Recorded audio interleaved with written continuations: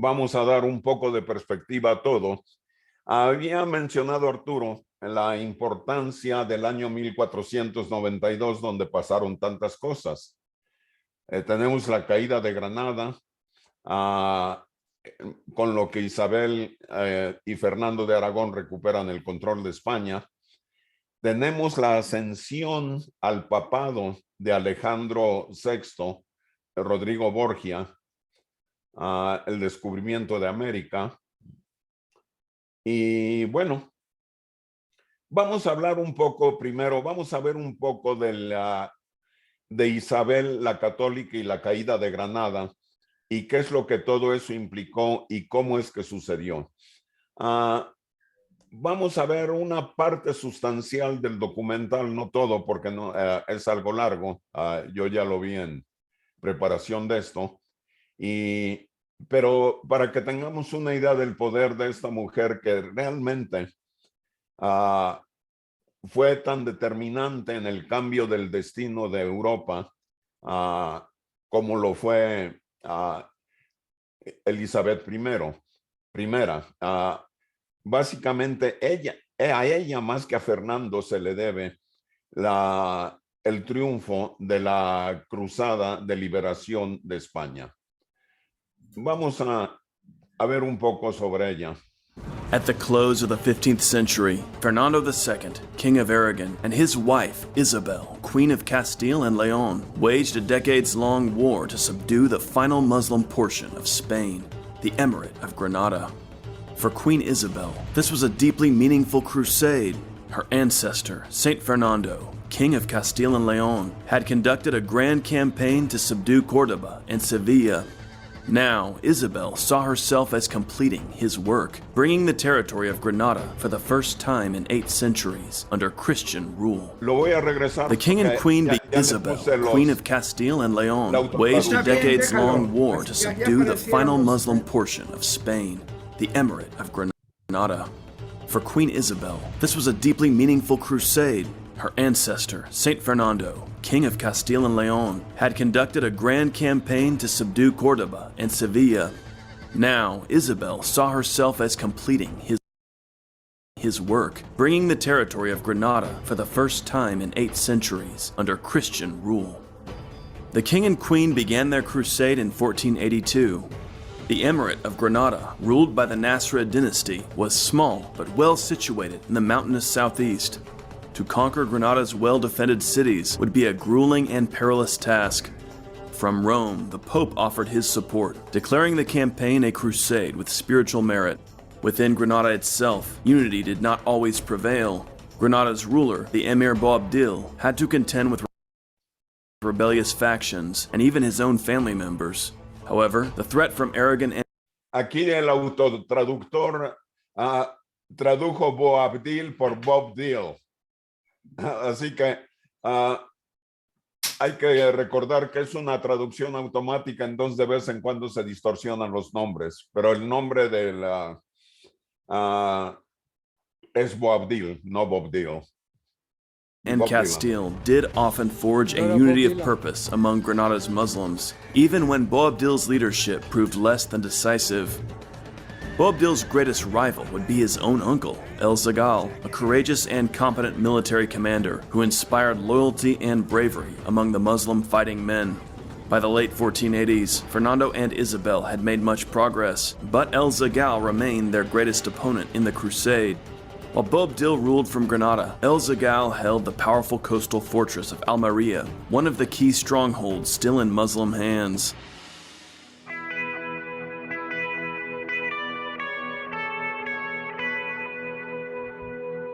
In 1488, Fernando and Isabel targeted the port city of Almería, the power base of their greatest opponent, El Zagal. Although Fernando's army was able to capture the fortress of Vera, the city of Almería itself, bolstered by El Zagal's generalship, successfully resisted his assault, and the year ended with no major conquest.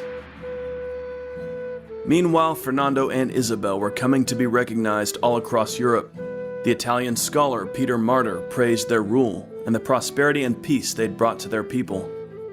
The highest ranks of European nobility sought Spanish marriage alliances with both the Holy Roman Emperor and the King of England, asking that daughters of Isabel and Fernando be given to their heirs in marriage. In 1489, Fernando and Isabel moved their court to the mountain city of Jaén, just north of Granada, from whence they launched another army to continue hammering at El Zagal's power base around Almería. Meanwhile, the bulk of the summer was spent advancing on the Moorish fortress of Baza, one of El Zagal's important strongholds. Baza was situated in a great forest, which itself was filled with hidden fortifications. The armies of Castile and Aragon essentially had to clear the bulk of the forest to safely invest the city, and this wasn't completed until the fall. After months more of besiegement, Baza finally surrendered on December 4.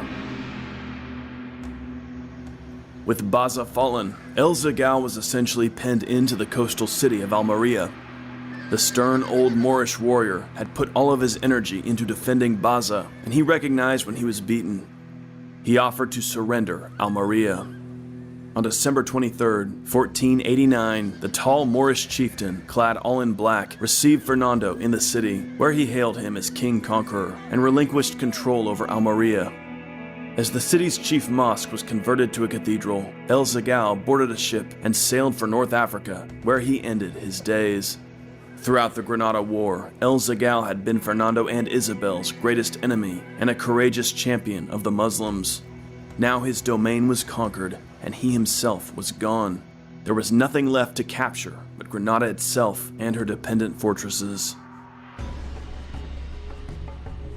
In January of 1490, Fernando and Isabel wrote to Boabdil, asking that he avoid further violence by surrendering Granada peacefully. The emir promised to do so, though he delayed actually handing over the city for months. In fact, Boabdil was not entirely free, for there were powerful factions within Granada urging him to resist, to live up to the spirit of Spain's early Arab conquerors by fighting to the end. Thus, Boabdil sallied from the last important Moorish city in 1490 and made a surprise assault on the castles of Alhandin and Salobreña. This was a stunning and bold move, though Fernando quickly repulsed Moorish troops from both castles and in retaliation heavily raided the Granadan countryside. That November, Fernando and Isabel escorted their eldest daughter, Princess Isabel, to Portugal to join her betrothed, Prince Afonso, who was so eager to meet his new bride that he broke the usual protocol, which held that a groom should not see his bride before the wedding. After their marriage, the couple was blissfully happy, but tragically, Afonso died in a horseback riding accident the following July. His young wife was devastated.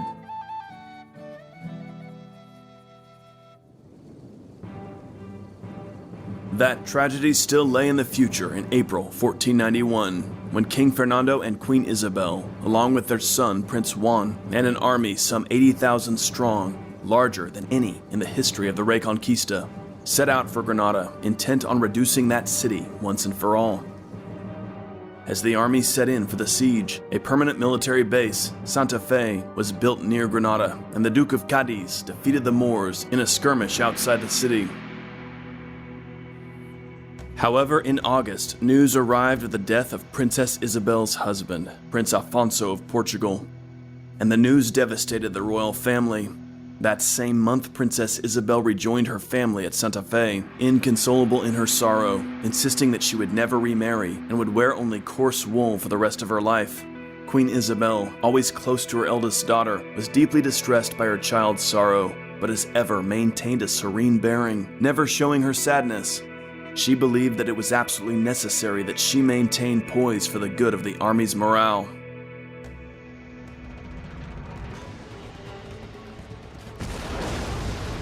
Meanwhile, the Christian army pressed the siege relentlessly.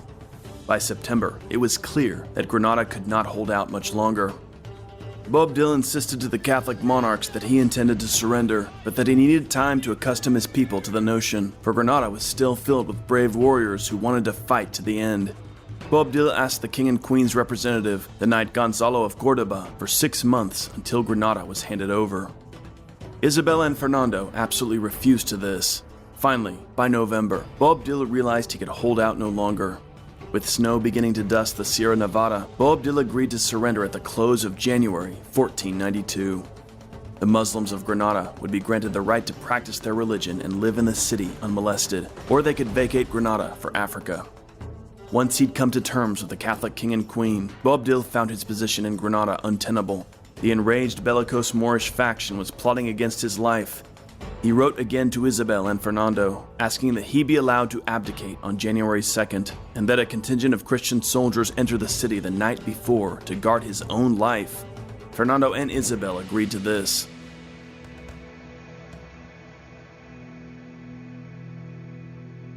At dawn, on January 2nd, the ancient gate of Granada, the last fortification in Iberia to hold out against Christian Castile and Aragon, was opened to a party of Spanish knights under the leadership of Gutierre de Cardenas, one of Isabel's most trusted commanders.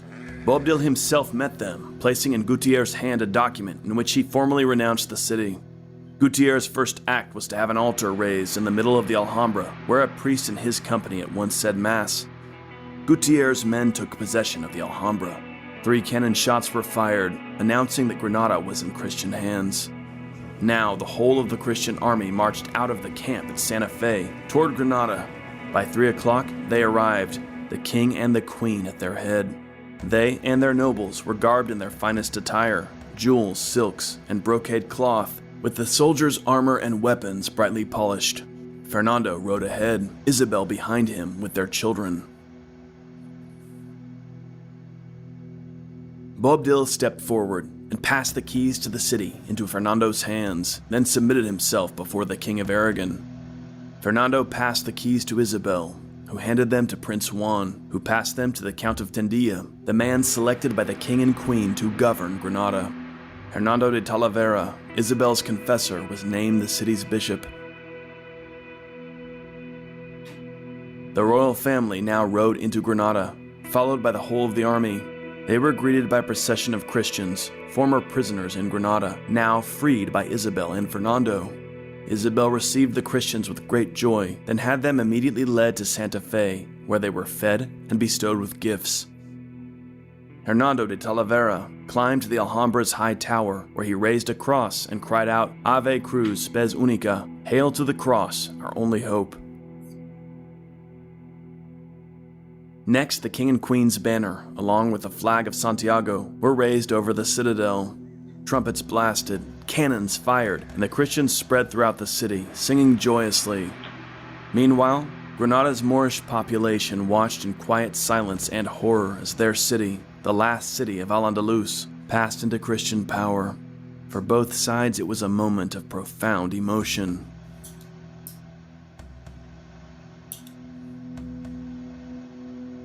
Boabdil himself, along with his household and a melancholy party of Moors who would not remain in a Christian kingdom, departed Granada. When he reached the edge of the mountains, he turned to take a final look at the shining city of his forefathers, tears in his eyes. His mother, Zoraia, according to some sources, remarked, "You will weep like a woman, for what you could not defend like a man." So ended the career of the last Muslim ruler of Al-Andalus. He retired to Morocco, where he died many years later. The chroniclers tell us that the conquerors cried tears of joy. For Isabel, this was the paramount moment of her life, when she and Fernando brought a conclusion to the Reconquista, the centuries-long struggle by the Christians of Spain to retake territory previously conquered by the Arabs from the Visigoths. In 722, Pelayo of Asturias had begun the struggle with his victory in the northernmost mountains of Covadonga. Now, in 1492, the story ended in the mountains of the southeast, with a cross being raised over the great Nasrid fortress of Granada, the Alhambra. Now that you've learned about the end of the Reconquista, check out our full-length documentary on the beginning, the Arab conquest of Spain, linked on your screen and in the description below. Bueno, esto, como ven, trajo el cierre completo de la presencia mora en Europa, de 800 años de conquista, ahí terminaron. En el documental pudimos ver que se refiere cómo los nobles de Europa estaban tratando de aliarse con España a través de matrimonio. Uh, los Tudor no eran la excepción. De hecho, la primera esposa de Henry Tudor, de Enrique VIII, fue Caterina de Aragón, con quien tuvo una hija. María. ¿Perdón? María Tudor, la hija. Sí, tuvo una hija que fue María I. Sí. Y ahora, esto fue muy interesante porque, bueno, Enrique VIII quería hijos, no quería hijas nada más, quería divorciarse de ella. Para eso, Catarina de Aragón ya había estado casada con el hermano de Henry Tudor. Entonces, se murió el hermano y bueno, Henry se procedió a casarse con ella, pero después, ya que no podía darle hijos, quería divorciarse. Y Henry tenía la coartada perfecta. El Papa ya incluso estaba a punto de decir que sí se valía que se divorciara, porque Henry decía que su matrimonio no era legítimo porque él había cometido el pecado de casarse con la esposa de su hermano, con la viuda de su hermano. Entonces, a punto de anular el matrimonio, Catarina de Aragón dijo: momento, el matrimonio con Henry sí es legítimo porque el matrimonio con su hermano nunca se consumó.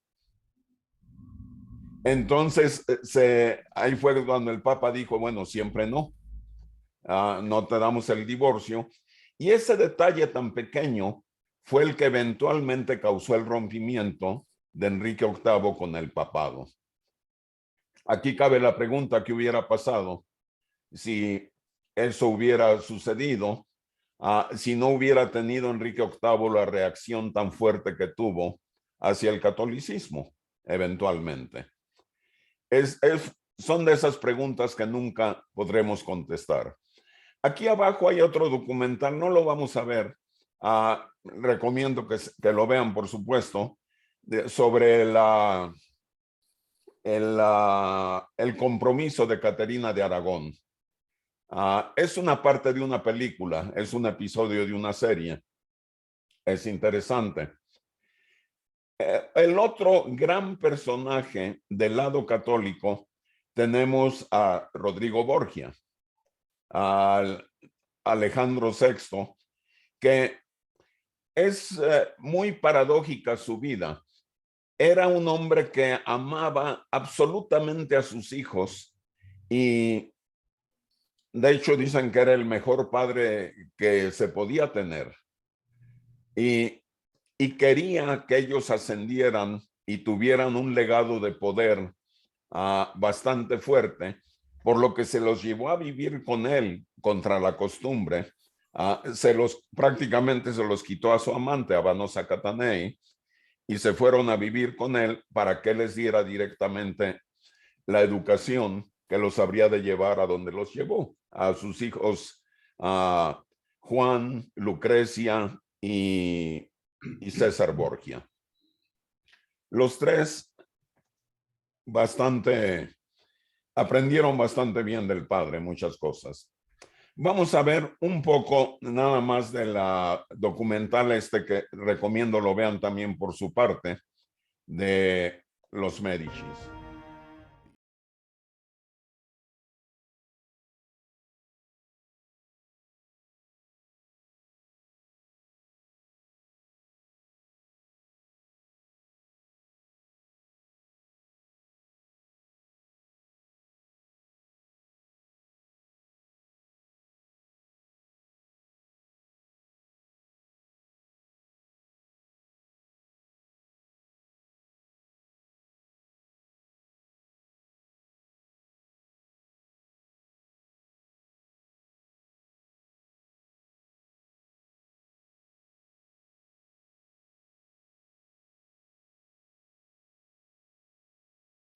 Bueno, este documental, si les parece, les recomiendo que lo vean después, simplemente por la cantidad de material que tenemos que cubrir. Nada más cabe mencionar, aquí mencionan la relación que tenía a Rodrigo Borgia o Alejandro VI, como se le prefiera llamar, con sus hijos, y eran tiempos demasiado licenciosos de mucha manera. Incluso hubo rumores de que tenía relación incestuosa con la hija. Lo que es casi cierto es que Lucrecia Borgia sí tenía relación incestuosa con su hermano César Borgia en un momento dado. También es más o menos claro que la muerte de Juan Borgia fue atribuida directamente a César Borgia. O sea, se llevaban bastante duro en esa época, como pueden ver. Lucrecia Borgia, a su vez, después se casó con el,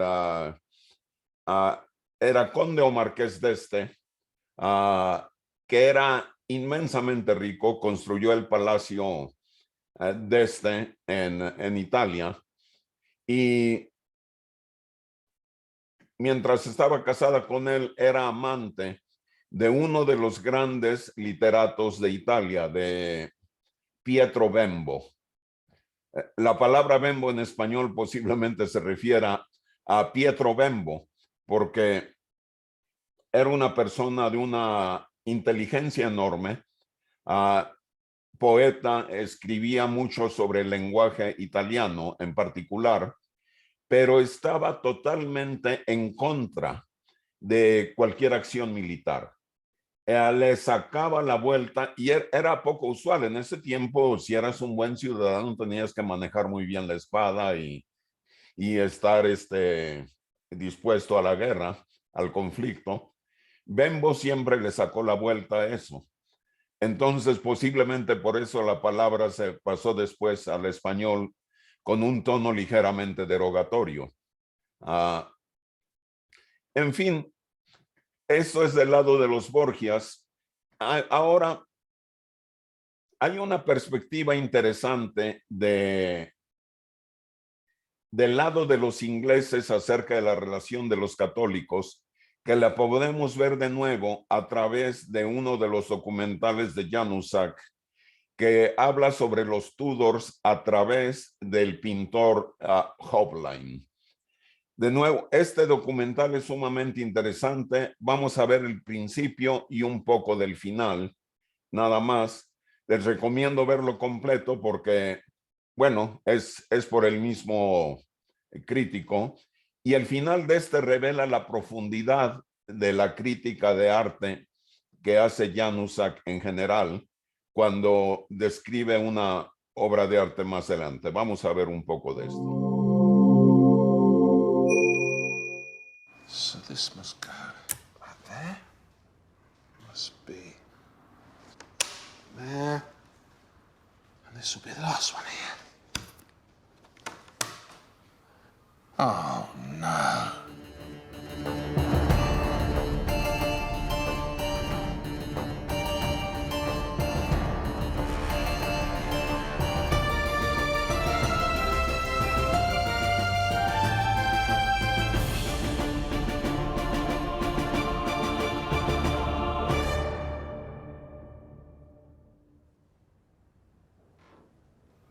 Who do you think that is?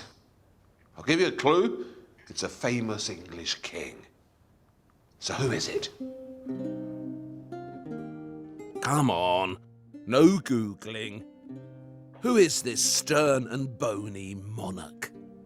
Now, you smart people out there, the ones who come here to the National Portrait Gallery, you got it straight away, I know. The giveaway, of course, is the nose. The way it's flattened. There's something walrusy about it. But some of you didn't get it, right? And the reason you didn't recognize immediately that this is Henry VIII is because this isn't the Henry we've all got up here. in our imaginations. The Henry who had 6 wives, who took on the Pope, who destroyed the monasteries.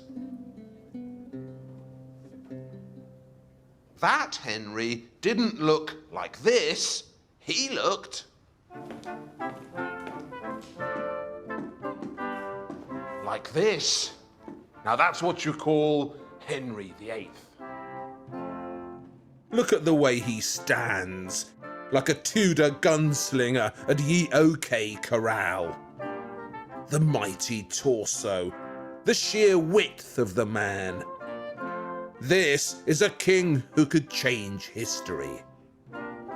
That's the Henry who lives up here in our thoughts. Henry the Terrible, the widest king in Christendom. And he is the creation of a particularly important artist. An artist who I would argue didn't just record British history, he actually changed it. He was a funny little man, a German from Bavaria, a genius who looked like a farmer, called Johannes or Hans Holbein. This is Holbein's great gift to the world, the iconic image of Henry VIII, which everyone recognizes. And Holbein didn't stop there.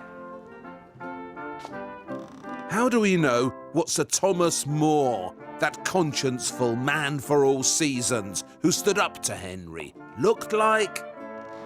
Because of Holbein. How do we know what Henry's unfortunate queens looked like? Because of Holbein. And how do we know what Thomas Cromwell, Henry's go-to man for destroying the monasteries, really looked like? Because of Holbein. Holbein didn't just describe Tudor England, he gave it an extraordinarily active presence, made it feel real. And by making Tudor England immortal, he changed history. Because a slab of history we can envisage so clearly will always trump all those other slabs of history we can't envisage at all. Why are we so obsessed with Henry VIII and his damned wives? Because of Holbein.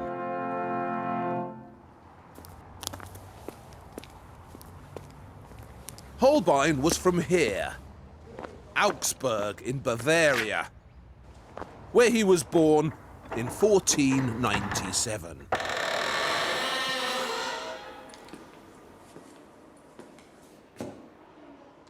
His father was a painter, and a really good one, Hans Holbein the Elder.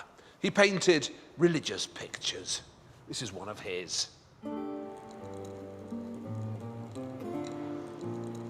He designed stained glass as well, so his son, trained by his father, would have imbibed all these profound Catholic moods from birth.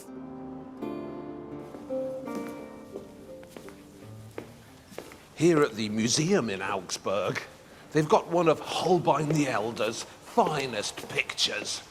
This is the Basilica of St. Paul, as it's called, an altarpiece which tells St. Paul's story. Over here, Teaching at Oxford and Cambridge.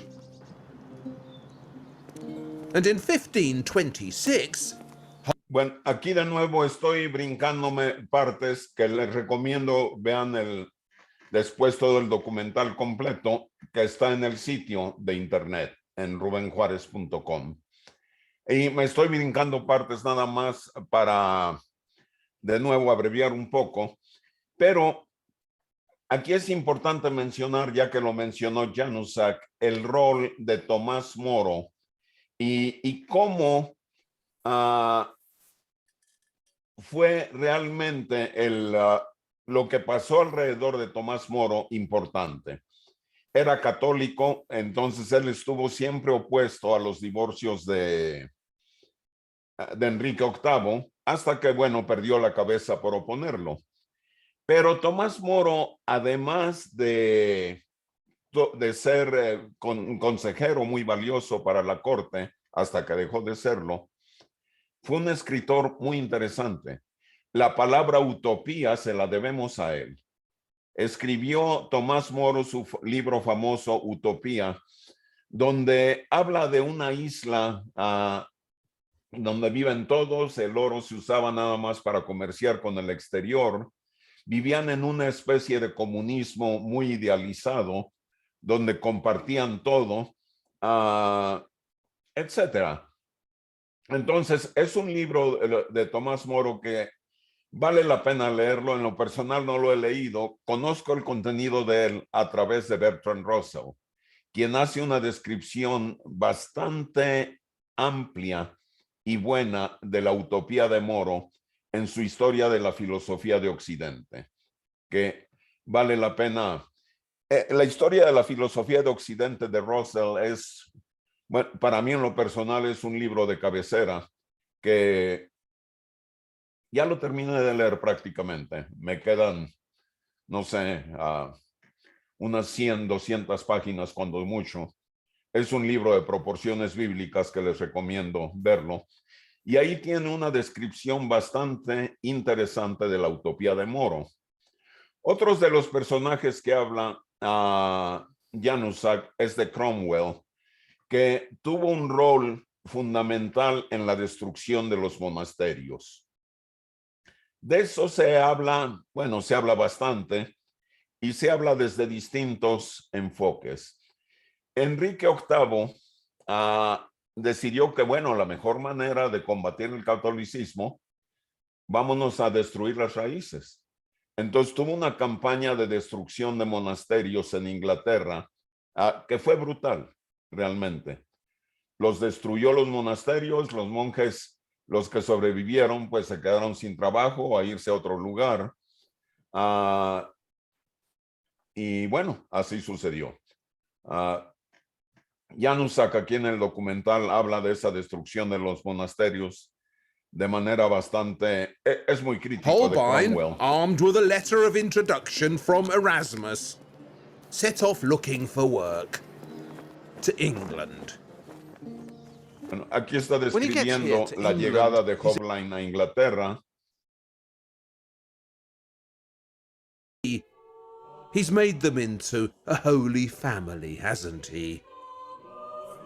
A suffering Madonna and her infants, dreading what lies ahead. Basel in 1528 was not a nice place to be if you were a painter or a Catholic. Oye, Rubén, Holbein pero no had hemos seen visto the nada de ese video hasta el momento, ¿verdad? ¿De No nos cuál? has mostrado nada. De este Januszak de con El respecto. principio nada más. Pero Creo que no. no, Yo lo vi. podemos ver todo lo que quieran. Me brinqué mucho. Pues yo Protestant no vi nada. Revolution. ¿Perdón? Yo no vi nada de ese video. No sé si Arturo y Norbert. Arturo, ¿viste algo del video? De este que dices De de Holbein. Cromwell y de Januszak y de Tomás Moro, ¿no? Sí, ¿Sí lo Sí, vieron? sí. Yo no. pero una parte nada más. Pero aquí de nuevo les El pregunto. cácaro le corta. Exacto, el A ver. cácaro ha estado cortándole. Sí, yo Ahora, también vi el inicio de Holbein, también yo. ahora aquí les hago una pregunta. ¿Quieren verlo completo? Por mí no hay ningún problema. En lo personal, a mí No, es un video que continúa me mejor. encanta y que es muy revelador de la época. Luego ya lo veremos completo. Eso es muy interesante porque probablemente aquí en esto se resume esa pregunta que te hicieron, ¿qué pasó con el catolicismo? Exactamente. Y a lo mejor sí nos conviene, Ver más detalles y discutirlo. sí. Bien, dejen regresarme un poco hasta donde el cácaro le cortó y lo vemos a partir de ahí porque ciertamente, como Norberto está observando, en este video se hace muy claro qué es lo que pasó con el catolicismo específicamente en Inglaterra. Oye, y más bien yo digo, la pregunta en aquel entonces o la observación era si España era el imperio dominante, ¿por qué no habíamos visto nada de ello, no? Exactamente. Y más que el catolicismo, más que nada, el imperio hispano, ¿verdad? Sí. Eh, Bueno, es que España en ese tiempo era una región muy compleja. Bueno, no se llamaba España todavía, era un imperio enorme, sí, pero tenía un problema del que nunca se sacudió. Por estar envuelto eternamente en campañas militares, no progresó en otras direcciones de manera tan espectacular como, por ejemplo, en el Sacro Imperio Romano, que para entonces ya estaba menos envuelto en guerras, donde la ciencia se desarrolló de manera muy fuerte. Pero la interrelación del catolicismo y de España con Inglaterra, ciertamente aquí en este documental de Hobline se hace bastante clara. Entonces vamos a irnos con la sugerencia de Norberto, si les parece. Regresamos a ver hasta donde estábamos antes.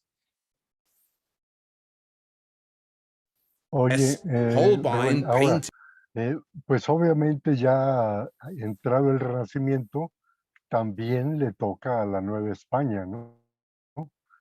Que dicho sea de Sí, paso, si no se llamaba España, ¿por qué entonces sí se llamaba Nueva España? sí. Bueno, España siempre se llamó España, creo, o no sé realmente dónde se originó el nombre, esa es una muy buena pregunta. Yo sí sé. A A ver, España se le empezó a llamar España porque Cortés habló de la Nueva España. correcto. Desde tiempos de romanos a la región esa se conocía como Hispania. Hispania o Sefardía. Exactamente, de ahí se deriva el nombre, pero no se usaba. Ahora Norberto nos aclara que cuando Cortés comenzó a llamarle Nueva España, se adoptó posiblemente el nombre de España. Bien, veamos un poco de esta relación de Hobline con el catolicismo, con España, etcétera. Was from here, Augsburg in Bavaria, where he was born in 1497. Aquí es donde nos habíamos quedado más o menos. 3 miraculous fountains to spurt from the earth. But what I really want to show you is this scene on the left. Because that old man there with the straggly beard, that's actually Holbein the Elder. And below him are his 2 sons. Ambrosius, the older one, with the curly hair, and next to him, little Hans Holbein, future painter of Henry VIII.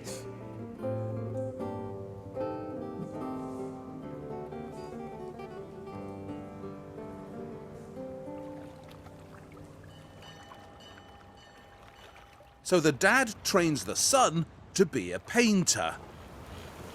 And when the son is 17, he comes here to Basel in modern Switzerland. Basel was famous for its printing, the European capital of books. And that must have been what brought the young Holbein here. He was looking for work as a book illustrator.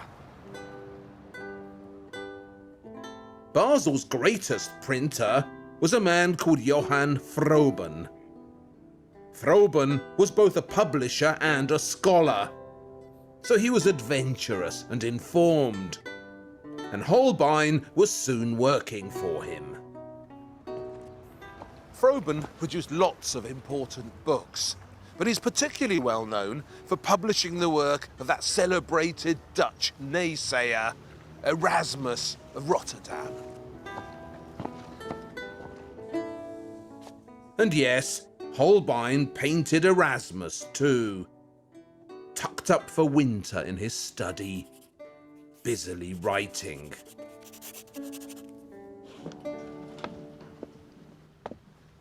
Erasmus actually came to Basel specifically to work with Froben, and it was Froben who published the best edition of Erasmus's most celebrated work, a hilarious send-up of the modern world called In Praise of Folly.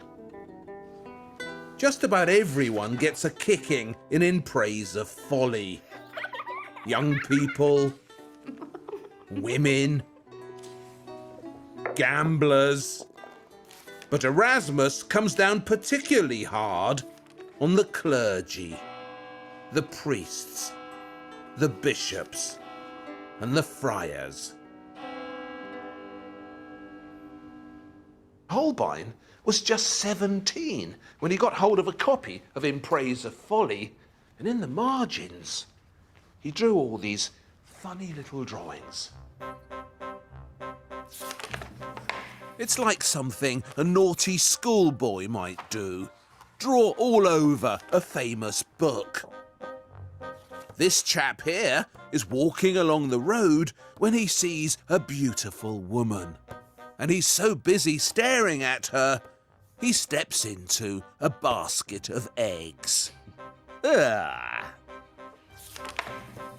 And this is a monk who's taken the vow of poverty. So he can only touch money with this weird money-touching implement. However, with his other hand, he can touch whatever he wants, as you can see. It's impressively rude.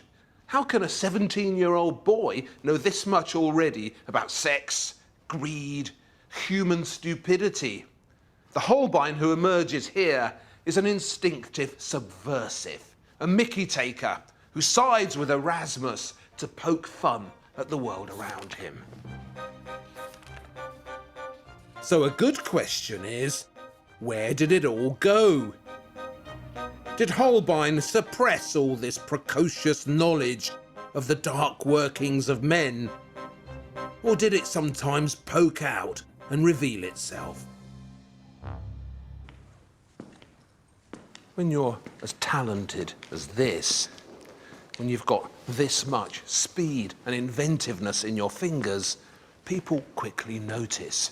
So Holbein was soon busy. The thing he was really good at was religious painting. This is the dead Christ that the young Holbein painted for the base of a Basel altarpiece. It's a coruscating piece of religious realism. But he could do Catholic fluffiness as well. Like this gorgeous Madonna and Child standing in a niche in Darmstadt. Look at the brilliant foreshortening of Jesus' hand. Leonardo himself would have been proud of that. So it was all going spiffingly. His religious art was in demand. The book trade was keeping him busy when along came Martin Luther and his Protestant Reformation. And suddenly, everything changed. In a Lutheran world, there was no longer much demand for Catholic Madonnas standing ornately in golden niches. The printing industry too began to flounder. Who should it publish? The Protestants or the Catholics? With the publishing world caught in this dangerous crossfire and the religious commissions drying up, Holbein needed to find work somewhere else. And that's where Erasmus made himself useful. Erasmus had actually written In Praise of Folly in England. He'd spent several years there, teaching at Oxford and Cambridge.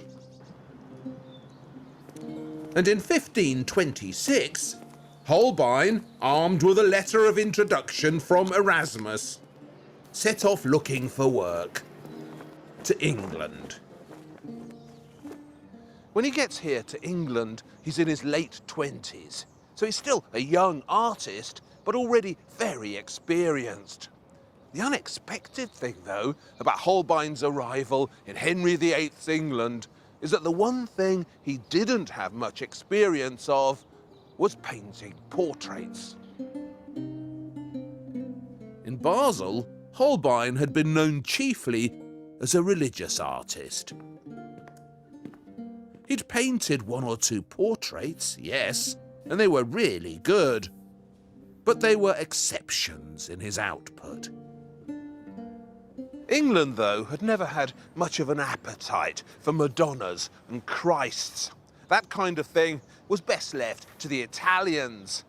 In England, the art form that was most esteemed and which seemed most in tune with the national psyche was portraiture. The staircases of England were lined with ancestors showing off their bloodlines. To succeed in England, Holbein needed to change tack.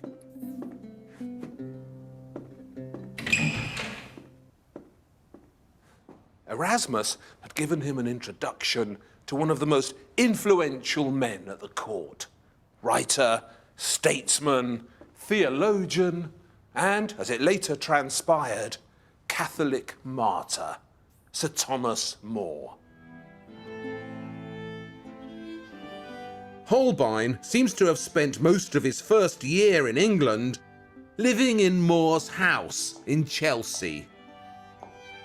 He was working on this, a hugely ambitious group portrait of More and his very large family. Unfortunately, this is a copy, and not a very good one. The original was destroyed by a fire in the 18th century. All that's left of the real Holbein is a stack of these astonishingly vivid drawings.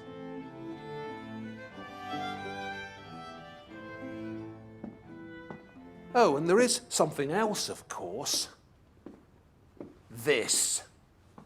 Holbein's great portrait of More, which they have here at the Frick Collection in New York. More was the man who famously stood up to Henry, who refused to accept the king as the new head of the church. So Henry had him beheaded. Now, I was brought up believing that Sir Thomas More was a man of great principle. That's why the Catholic Church made him a saint in 1935. But more recently, a different Thomas More has been proposed to us. In today's histories, he's often presented as a demented religious bigot, a cruel slayer of the heretics. That's what modern novelists and playwrights have been making of More, but it's not what Holbein makes of him, and Holbein was there. I know it's a cliche, and it's been said 1,000 times, but you really do feel he's standing there before you. One of the most resolute presences in British art. Just look at the details, the way the velvet has been painted, or his perfectly observed skin tones, with that utterly convincing 5 o'clock shadow. This sense of actuality is new. Not just in British art, but anywhere. These first English portraits of Holbein's make Doctor Who's of us all, TARDISing us back in time to meet a Tudor cast that feels astonishingly present. Just there, right in front of us.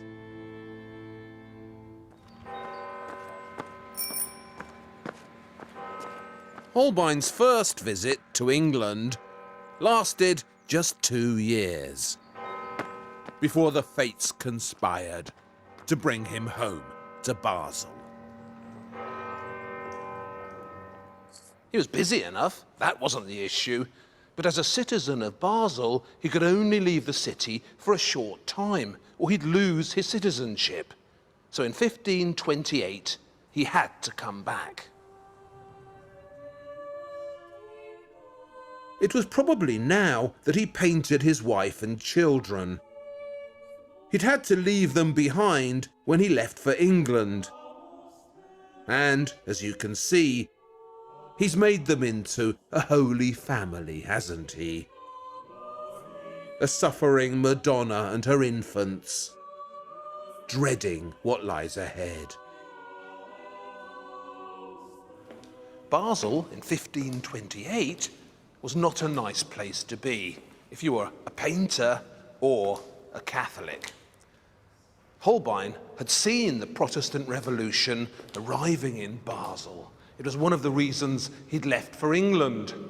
But in the time he was gone, it had all gotten so much worse. Basel officially became a Protestant city in 1529. To celebrate, gangs of rabid iconoclasts rampaged through the churches, looking for Madonnas to trample and Christs to smash. On the 9th of February, 1529, a gang of some 200 angry Lutherans broke into here, Basel Cathedral, and began attacking the art. Statues, crucifixes, Holbein paintings. And they didn't stop until all this superstitious idolatry, as they saw it, was destroyed.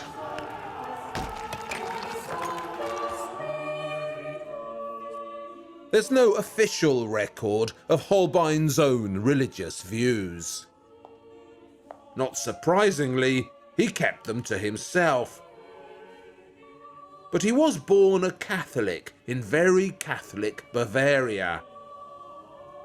And my hunch, based on the odd visual clue here and there, is that he never crossed over fully to the Lutheran side. What's definite is that work was now hard to come by. The iconoclasts had seen to that. In a world without images, there was no longer much need for a painter. Holbein didn't leave immediately. There was his wife and children to worry about. But in 1532, having put his affairs in order, he left Basel again and set off once more for England. And this time, he'd be working not just in royal circles, but for the king himself. And what a king he was. Holbein came to England because he was following the money, as artists do, getting away from Basel, getting away from the iconoclasts. He came here looking for prosperity and peace. Instead, he found Henry VIII. And for him to be here while Henry beheaded his wives, took on the Pope, brutally enforced his new religion, is so damn fortunate, it almost feels preordained.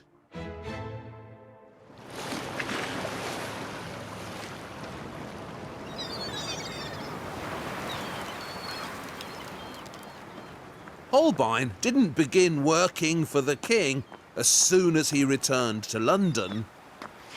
His first patrons actually came from here. It's changed a bit, of course, but in Tudor times, this was a very important location for Holbein, because where I'm standing now was the centre of a huge urban complex called the German Steelyard. The Steelyard wasn't a steel yard. It was a city within a city, a kind of German Hong Kong, created by German merchants for the purposes of international trade. It had been here since 1320, growing bigger and bigger. And the German merchants in here, they didn't pay any tolls or customs. They were privileged foreigners. And inside this walled community of theirs, they had warehouses, shops, offices, taverns. So this was a home from home for Holbein. And when he returned to England in 1532, the rich German merchants of the Steelyard were his first customers. This handsome young chap, who now hangs in Windsor Castle, is Derek Bourne from Cologne, who supplied the court of Henry VIII with military equipment for the army.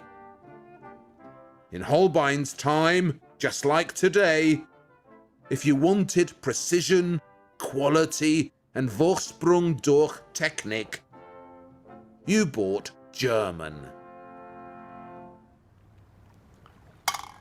The paintings that Holbein made of the merchants of the German Steelyard seem to speak a different language from his other English pictures. It's as if some of that different mindset that had poked out in Praise of Folly pokes out here as well. This exceptionally fine fellow is Georg Gies, a merchant from Danzig.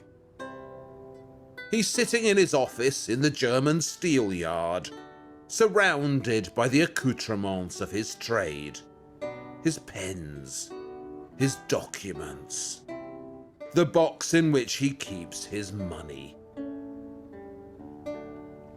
And all these details which have been described so perfectly by Holbein have other meanings, secret little messages that have been smuggled into the picture. In particular, notice the beautiful Venetian vase with its fragile pink carnations. How skillfully Holbein has painted the shifting reflections in the glass, and how precariously the vase is balanced on the edge of the table. Whenever you see something on the edge of a table in art, it always means the same thing. Isn't life precarious? It's the same with the money box.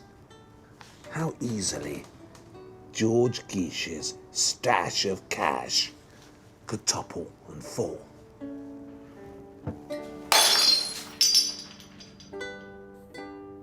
The precarious vase, the lovely reflections, are all brilliant Holbeinian reminders of the shortness of life. Just like the reflections in the glass, all this can disappear in an instant.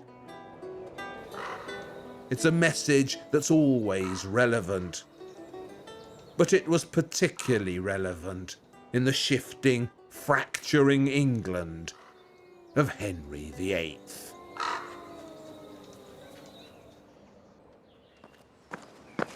Holbein obviously didn't know what he was letting himself in for in Henry VIII's England. Had he known, he would surely have turned tail and returned home. You know, between the age of 5 and 11, I used to walk down this road pretty much every day of my life. We lived up there in Caversham, in Reading, and this was my way to school every day for 6 years. And not once in that time did I ever consider the significance of this road.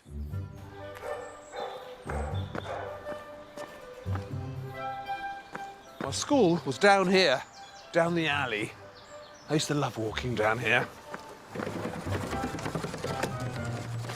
The school was a Catholic primary school run by nuns called St. Anne's.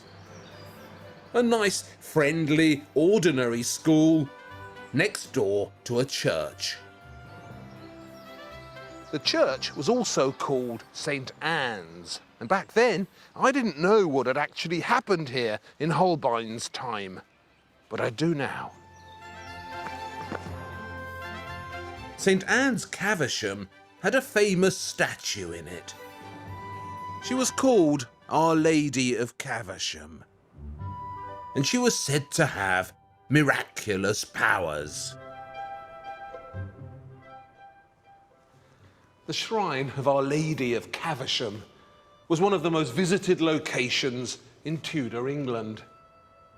Pilgrims would travel hundreds of miles to pray to her for help.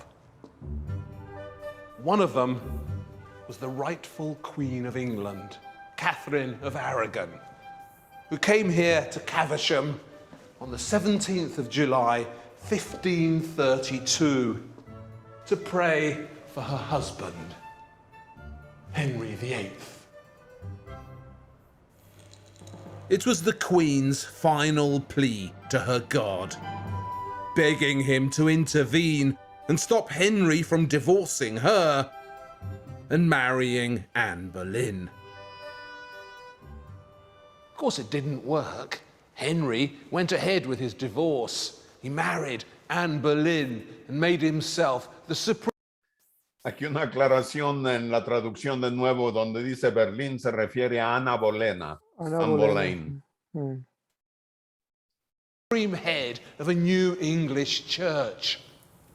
And a few years later, he took his revenge on Our Lady of Caversham. On the 14th of September 1538, a gang of government agents arrived at St. Anne's and closed down the famous shrine. Our Lady of Caversham was bundled into a cart and taken to London.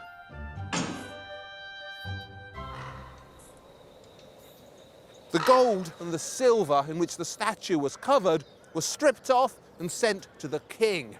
And the actual wooden statue, well, that was burned. The man who organised all this destruction and who jotted off a quick note to his agents to congratulate them on a job well done was, of course, Cromwell. Thomas Cromwell. I bet you were wondering when we'd get to him.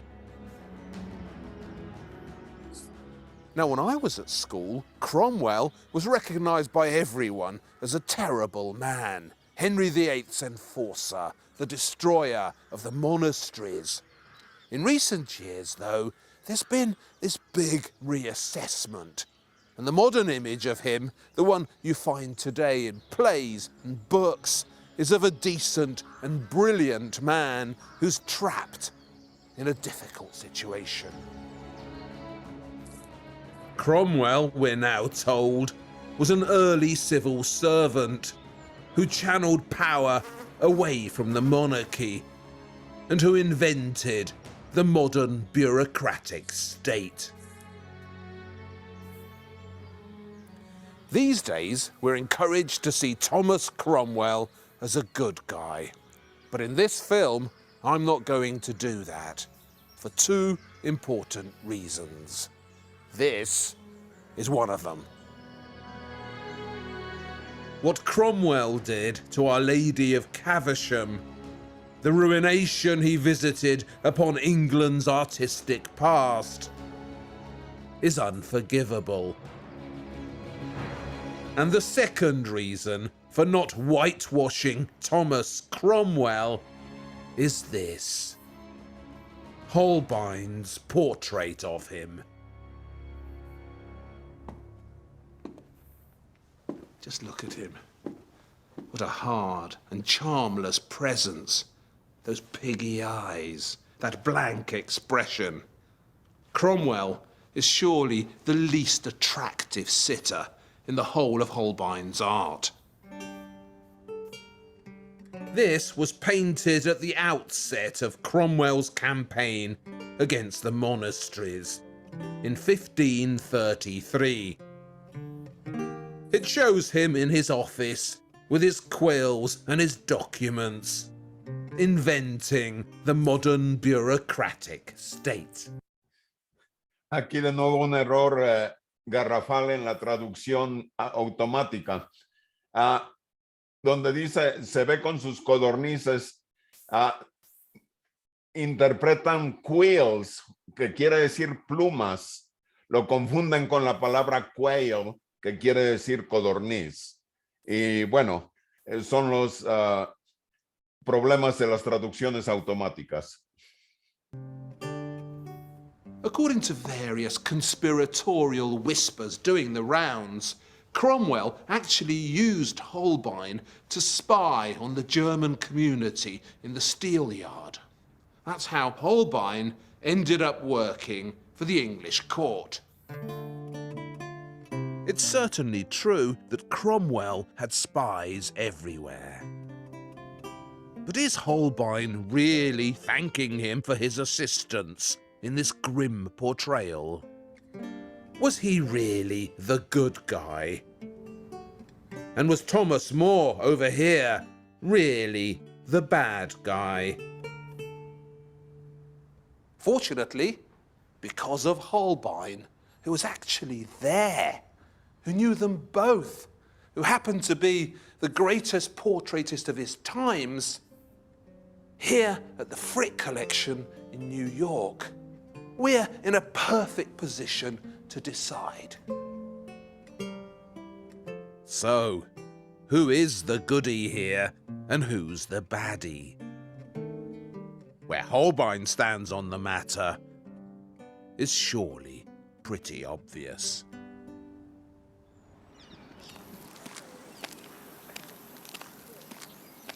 Holbein officially entered the service of the king in 1535. He was paid £30 per year, which, even in those days, wasn't very much. And since this was the court of Henry VIII, there were immediately problems. Holbein's first supporter in England, Sir Thomas More, had risen to the rank of Lord Chancellor, but he refused to accept the king's new position as head of the church, so Henry had him beheaded. Poor Holbein had no choice, really, but to disassociate himself from his first supporter. He needed a new patron, and at some point, probably with the connivance of Cromwell, he managed to get on the good side of Anne Boleyn. How did he do that? With his art, of course. There's a drawing in the Basel Museum of a magnificent gold table fountain he designed for the king's new wife. It would have been covered in pearls and rubies, and the water would have flowed from the breasts of the women below. So he wasn't just the court portraitist. To earn his £30 a year, Holbein had lots of duties at the court. He designed the royal jewellery and the royal pendants, the royal cutlery and the royal daggers. He even designed the royal fireplace.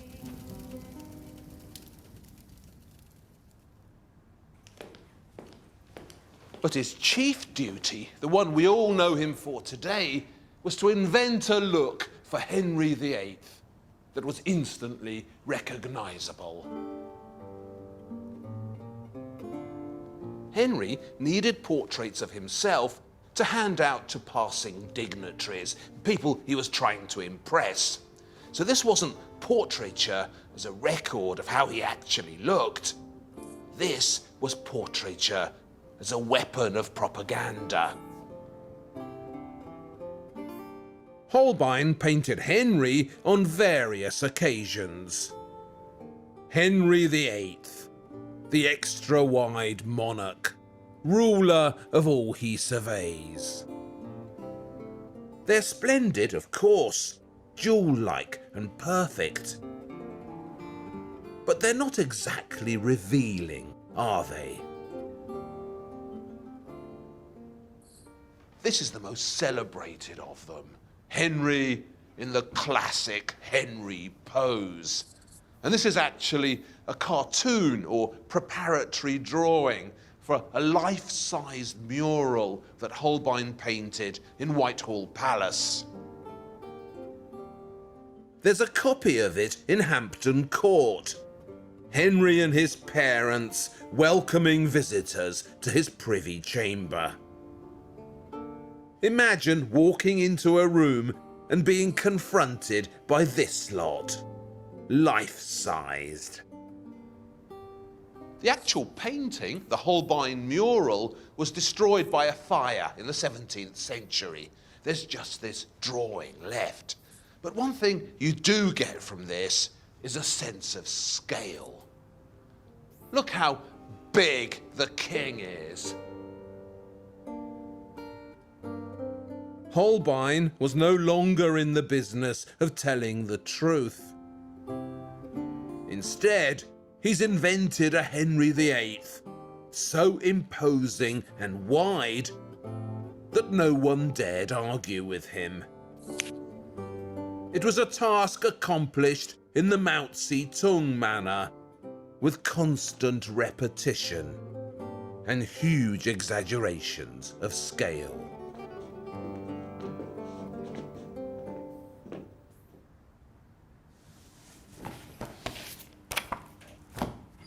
By the time the Whitehall mural was painted in 1537, Anne Boleyn had had the Henry treatment. Accused on trumped-up charges of incest, adultery and witchcraft, she was beheaded on the 19th of May, 1536, while Cromwell watched from the wings.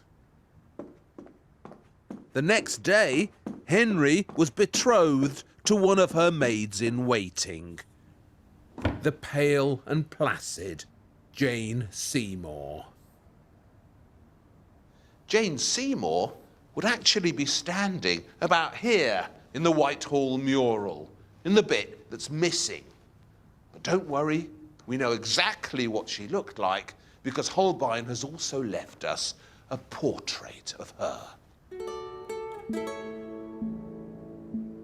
It's a lovely thing and hangs now in Vienna in the Kunsthistorische Museum.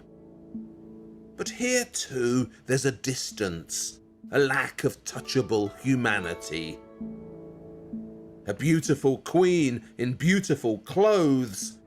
She's like one of those precious pendants that Holbein designed for the court. A human jewel.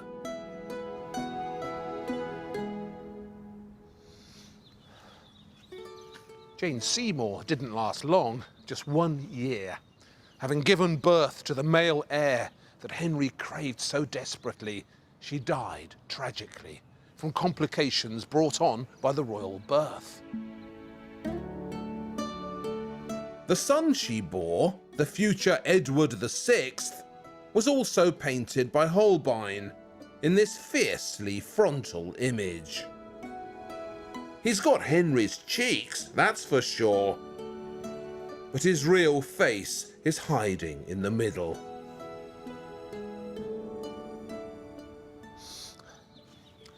With the death of Jane Seymour, that was 3 wives down and 3 to go for Henry.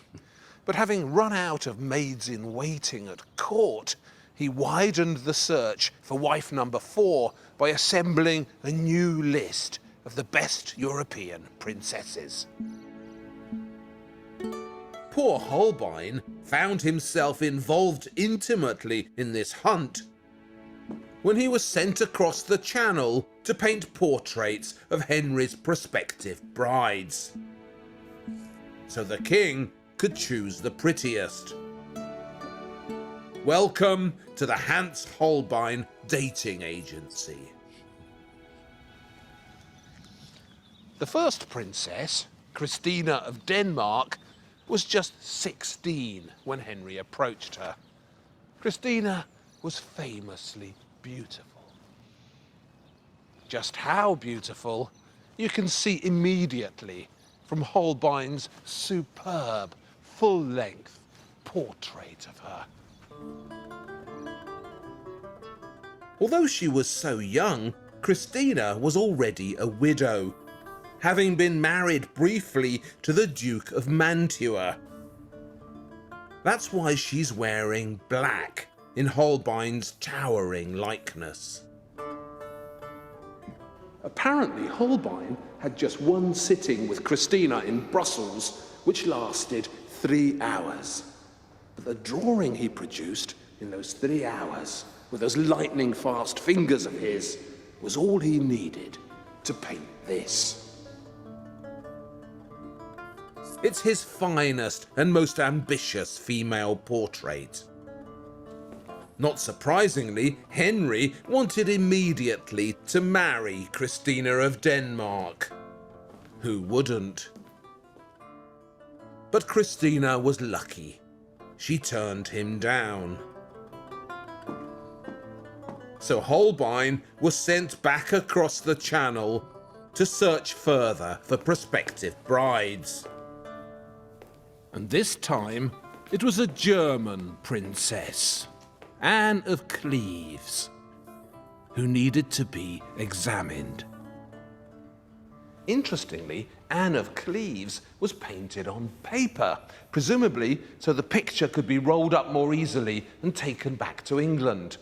And it was painted with egg tempera, which dries much more quickly than oil paints. So this was done in a hurry. It's a peculiar picture. Look how she stares straight out at us. You can't look natural staring like that. Holbein's art was beginning to stiffen. The king didn't mind. He married her, but the marriage was a famous disaster. When Henry saw what she really looked like in the flesh rather than in Holbein's portrait of her, he found her, and this is his word, not mine, repulsive. So, the marriage was never consummated and quickly annulled. But at least Anne of Cleves got out of it alive. Not everyone was as fortunate. Cromwell, who'd sent Holbein to Europe to paint Anne, was blamed for the mistake. And a few weeks after the wedding, he was accused of treason and beheaded. Holbein had fetched up in a historical nightmare. This is Catherine Howard, wife number 5. She lasted just over a year before Henry got crazily jealous again. And she too was beheaded. As for wife number 6, Catherine Parr, there is no Holbein portrait of her, so we have no idea what she looked like. So that's one generation goeth, and another generation cometh, and the earth abideth forever. Ecclesiastes. Holbein's most famous painting, in the National Gallery in London, is usually called The Ambassadors. But that's just its modern name. It's only been called that since the end of the 19th century. A more revealing and more accurate name would be something like, "Don't worry, it'll soon be over." The Ambassadors shows two of Holbein's most suave sitters. He is Jean de Danteville, French ambassador to the court of Henry VIII. And this is his French friend, Georges de Selve, Bishop of Lavaux. So these two commissioned the picture, and now they're standing there, leaning casually on this shelf here, packed with all these symbols. Interestingly, and very relevantly, we know exactly how old they are because Holbein's put it in the picture. Over here, on de Danteville's dagger, it says XVIII 29. He is 29 in Latin. And up here, on this book, on which de Selva's leaning, Aetati sue 25. He is 25. So, an ambassador who's 29 and a bishop who's 25. Now that's young, isn't it? So, goes there. Lots of complex meanings have been proposed for the ambassadors. Trying to understand the picture has become a mini industry. Most of the mystery has centred on this thing here, the famous Holbein's skull, which is distorted so heavily you can only see it from the side, from over here, and from pretty high up.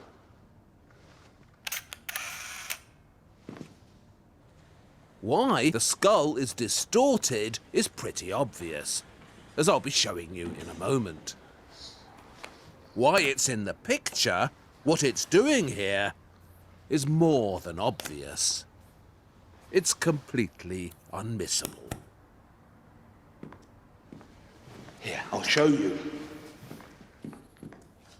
Oh, and you also need to notice that crucifix hidden behind the curtain at the top, because that is the most important symbol in the picture.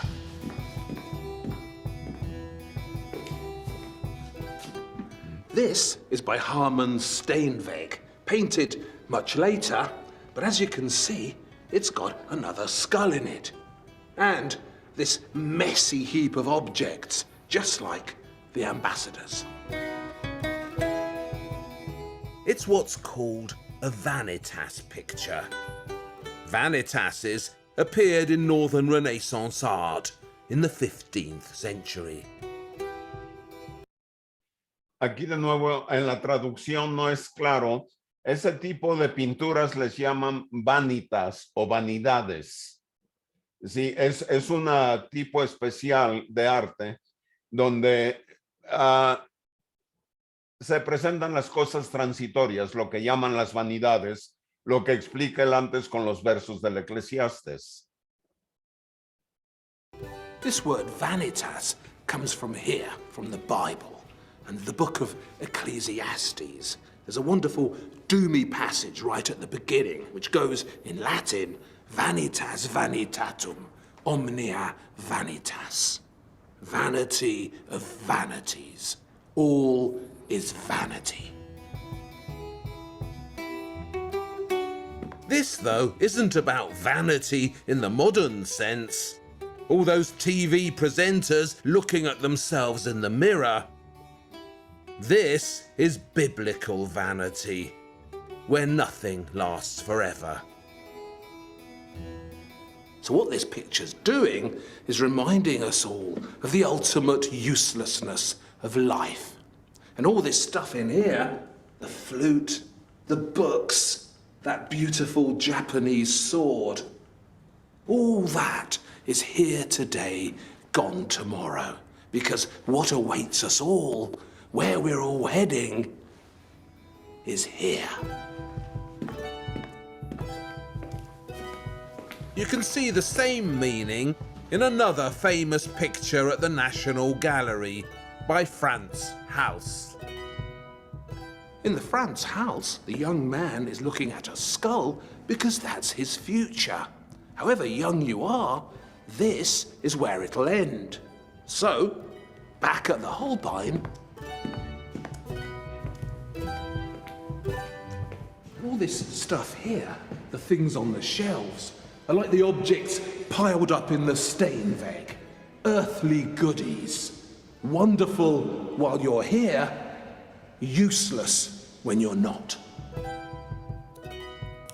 The top shelf is packed with scientific instruments for working out the time. Sundials, clocks, celestial globes. The sun riseth, says Ecclesiastes doomily, and the sun goeth down, and hasteth to the place where he ariseth. So all these beautiful instruments for working out the time, all this knowledge, is basically useless. Just a heap of stuff. The bottom shelf, meanwhile, is full of earthly pleasures, things we enjoy. A lute for playing music, this bag of flutes over here. And look, a book of hymns by Martin Luther. And this is where the picture gets sneaky. Very sneaky. Look again at that lute. Look really carefully. See? One of the strings is broken. And traditionally, a broken string is a symbol of discord. Something's gone wrong. What's gone wrong is Luther. It's no accident that the Lutheran hymn book is directly below the lute with the broken string. That is a deliberate piece of vanitas symbolism. Remember, when this picture was painted in 1533, no one was sure yet that the Protestant Revolution was going to succeed. How could they have known that? It hadn't happened yet. So what a lot of people would have assumed, particularly a Catholic bishop and the French Catholic ambassador, is that Luther's revolt was just a flash in the pan. And that is where the skull comes in. The skull, right at the front of the picture, is so big it trumps everything else. Compared with this big skull, this little bit of discord here is nothing. So, why is this skull so distorted?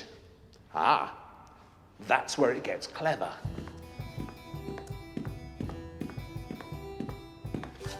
This is Boy Bitten by a Lizard by Caravaggio. So it's another young man, and the lizard is biting him because the lizard in art is traditionally a symbol of old age. And to amplify that meaning, that life is short, very short, Caravaggio's also included this beautiful reflection in the vase.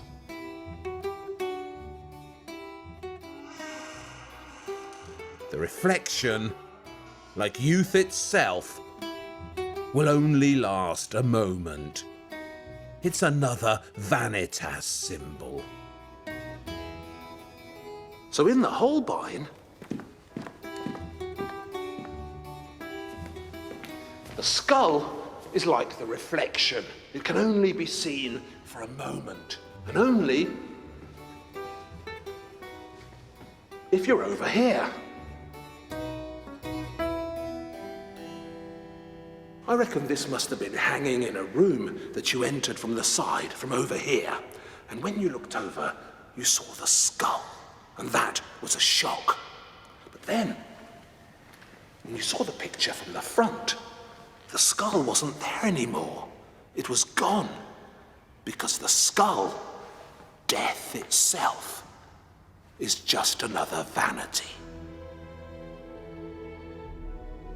Like the Lutheran hymn book, like the broken string, like the lifetimes of the bishop and the ambassador. Death means nothing in the end. It's just another illusion. All that really matters, and I told you the crucifix was important, is the eternal truth hidden behind the curtain.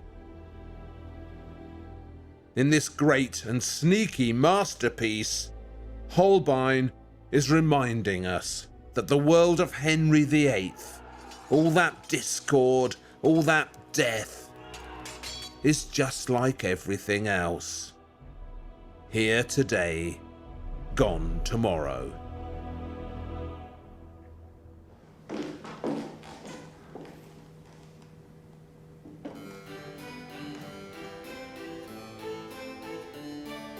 Holbein himself didn't last long. He died in 1543 from what they called the sweating sickness, the plague. He was 45. He left behind some of the greatest portraiture of the Renaissance.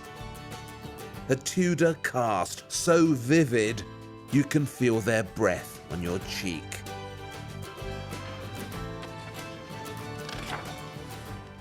If Holbein hadn't fetched up in England when he did, I'm absolutely certain that we wouldn't be as obsessed with the Tudors as we are. By making the age of Henry VIII so damn tangible, Holbein forced it into our thoughts forever. But you know, when I flick through this, that marvellous folly book he drew when he was a boy, I can't help wondering how much more there could have been. When you remember the coruscating realism of his religious art, or the pathos and sadness he found in the face of his own wife, when you consider the devious complexity of the ambassadors, that's a lot of might-have-beens. It wasn't just Anne Boleyn, or Anne of Cleves, or Sir Thomas More, whose misfortune it was to encounter Henry the Terrible. That was Holbein's misfortune too. Bueno, ¿qué piensan de esto?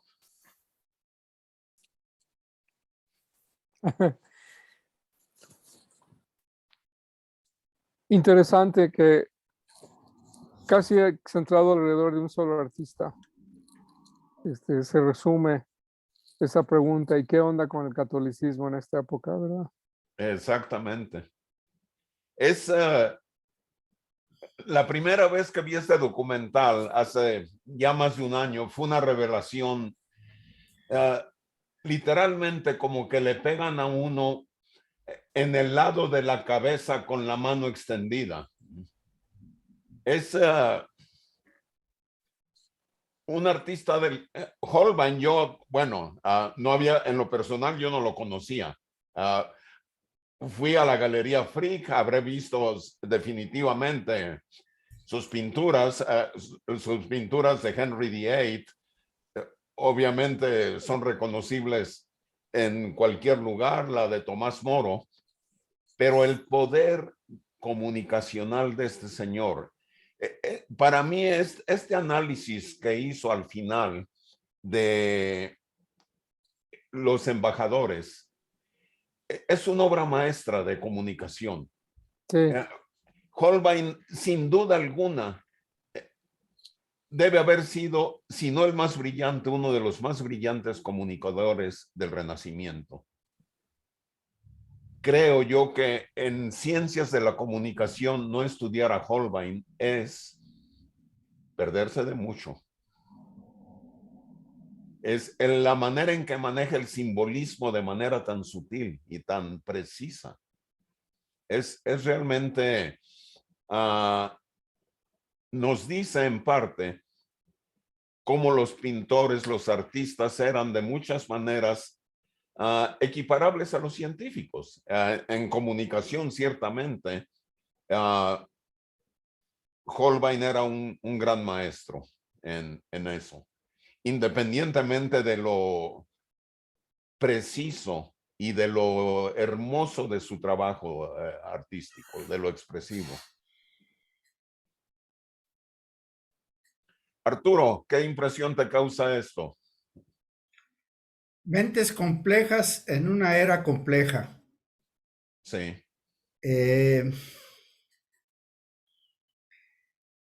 Recuérdenme, fue también Tomás Moro, primer ministro, por llamarlo así, o primer consejero, de Enrique VIII. Sí. Sí, ¿verdad?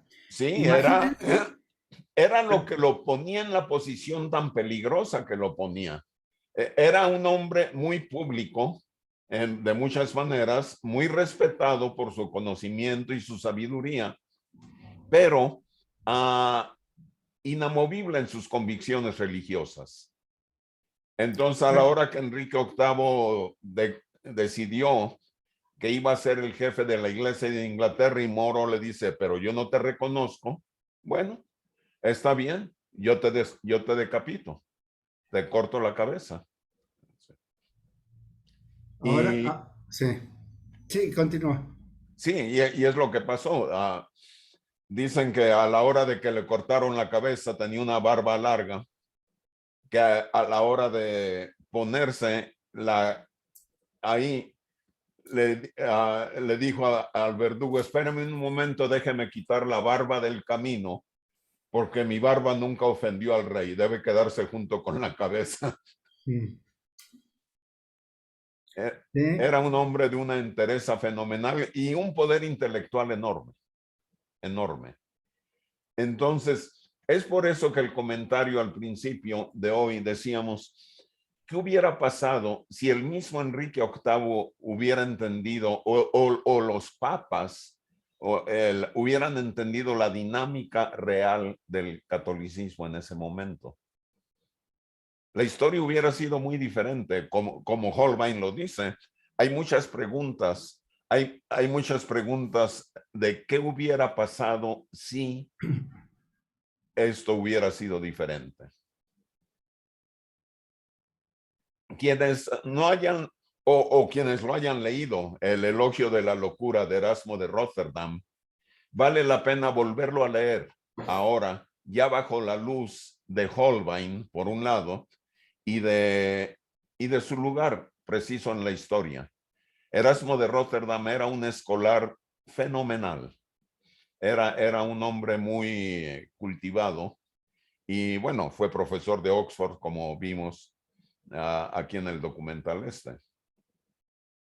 Pero a lo que iba era, imagínense los dos grandes primer ministro de Enrique VIII, Sí, con mentalidades totalmente diferentes. sí.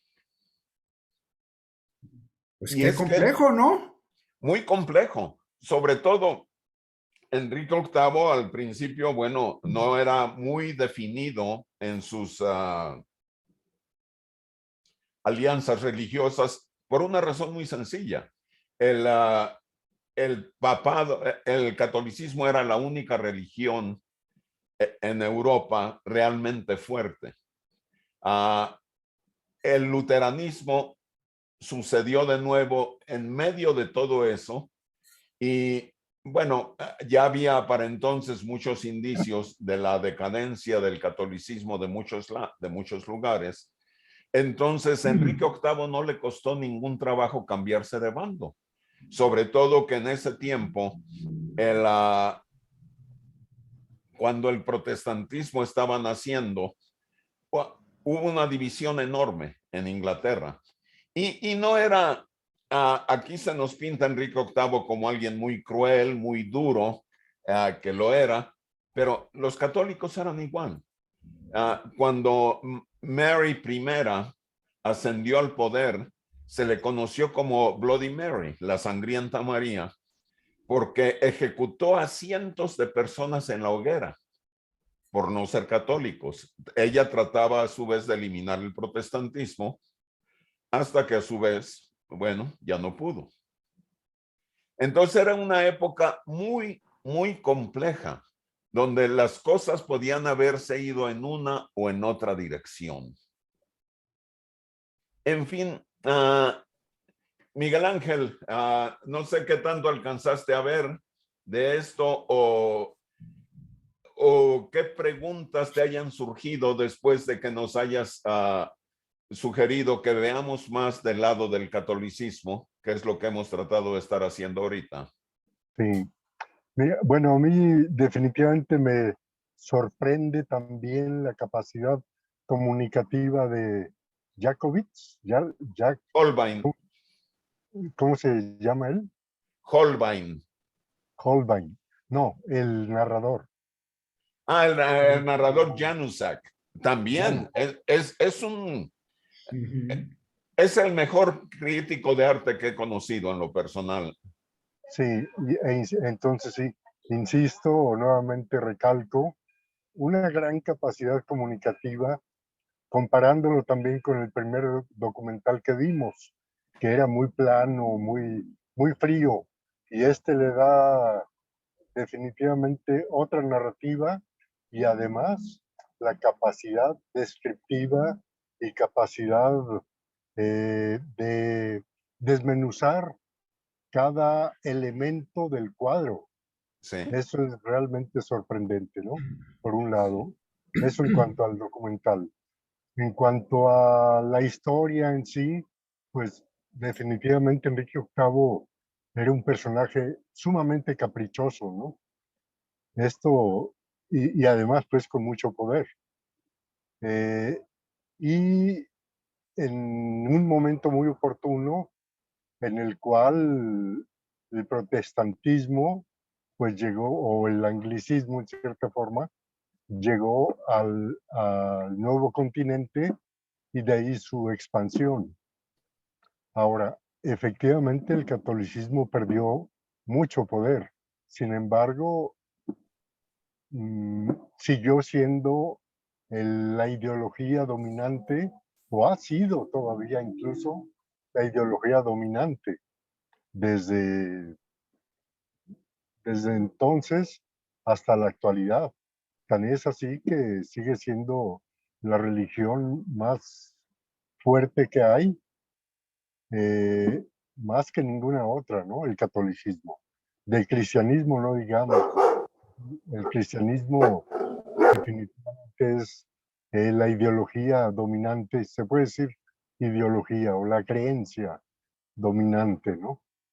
Eh, de tal forma que pues considero que efectivamente fue un cisma, perdón, cisma, ¿verdad? Le llaman Sí. cuando hay eso, muy fuerte para el catolicismo, le hizo perder mucho poder, pero también las circunstancias de aquel entonces, que fue precisamente la conquista de la nueva, bueno, de esa parte de Mesoamérica y Sudamérica, es lo que le dio también un poderío impresionante, ¿no? Es Le decir, dio todo, perdón, ajá, Miguel Ángel, continúa. Sí. le dio un poderío impresionante al catolicismo, tan es así que desde gran parte de lo que ahora es el sur de Estados Unidos hasta la Tierra La Tierra de del Fuego, Fuego. hasta ahí, es eminentemente un territorio católico, y eso es lo que le dio muchísimo poder. Es decir, la oportunidad que en aquel entonces tuvo lo que comentábamos en un principio, como la nueva, bueno, la entonces Iberia, o como le llamaran, o España fue a llegar a su expansión, se dio de tal magnitud que ahí es donde adquirió muchísimo poder, y no solamente el catolicismo, porque estamos hablando también de la lengua como una herramienta del pensamiento y de la cultura. Por lo tanto, toda la Latinoamérica definitivamente tuvo o más bien, esa cultura hispana tuvo una proyección importantísima en toda Latinoamérica y por lo tanto a nivel mundial. Creo que es bastante, pues hasta inconveniente abordar en mayor magnitud la, la trascendencia que ha tenido España en Latinoamérica, y Latinoamérica también a nivel mundial en cuanto a su forma de pensar por el lenguaje, por la cultura, por la ideología católica. En fin, creo que hay mucho que reflexionar también al respecto, ¿no? Claro, y vamos a ver mucho de esto y cómo en un momento dado hay que separar lo que es la extensión, porque como dices, ninguna religión se ha extendido tanto como el catolicismo en particular. Incluso el protestantismo, tan extendido como está en Estados Unidos, en Europa, en Inglaterra, en términos de población, posiblemente no alcance, o casi seguro no alcanza la extensión del catolicismo. Pero luego vamos a ver más adelante las efectividades relativas que tienen las poblaciones debido a diferentes aspectos. Hasta ahorita el piso aparentemente es parejo. De hecho, hasta lo que hemos visto ahorita, el catolicismo, España, siguieron siendo dominantes hasta el tiempo del Renacimiento, de muchas maneras. Pero eso habría de cambiar. Y ya hemos visto muchas de las semillas del cambio, cómo se han comenzado a dar. Bueno, aquí de Lutero lo tratamos la vez pasada, vale la pena volverlo a ver, pero aquí podemos ver antes cómo estaban ya sucediendo cosas como Copérnico, como la invención de la imprenta, todo en el Sacro Imperio Romano, fuera del alcance o fuera de la mano del catolicismo. Y una especie de preview, no sé cómo se dice preview, de un anticipo de lo que veremos más adelante. Aquí vamos a ver cómo después comienza a haber todo un reparto de caracteres muy diferente. Francis Bacon en la filosofía. Hemos visto algo de Sir Walter Raleigh. La llegada del Mayflower, ¿qué significa en la historia norteamericana? Cecil Calvert, Lord Baltimore. Y en el Sacro Imperio Romano vemos que comienzan a salir gigantes como Christian Huygens, uno de los más grandes científicos de toda la historia. Y también alrededor de ese tiempo, de hecho, comienzan desde antes de Huygens las guerras italianas, que son guerras intestinas en Italia que hacen que no florezcan muchas cosas que estaban floreciendo y que haya muchas pérdidas en el campo, incluso de las artes, no solo de las ciencias. Vamos a ver luego el surgimiento de gigantes como Newton, Fermier en las artes, Descartes, Buxtehude, Spinoza, Rembrandt, Leibniz, todos estos fuera del dominio directo del catolicismo. Cristianos todos, definitivamente. Pierre de Fermat del lado de Francia también, etcétera. Entonces, con esto, con los Tudor, con Isabel, estamos llegando a un punto de inflexión histórico que ven en ambos lados cómo la historia se está cambiando de una manera muy radical cuyos efectos los seguimos sintiendo hasta la fecha. Pero antes que nada, no hemos oído hablar todavía ni a Lolita ni a mi hermana. Lolita, ¿estás ahí a mano?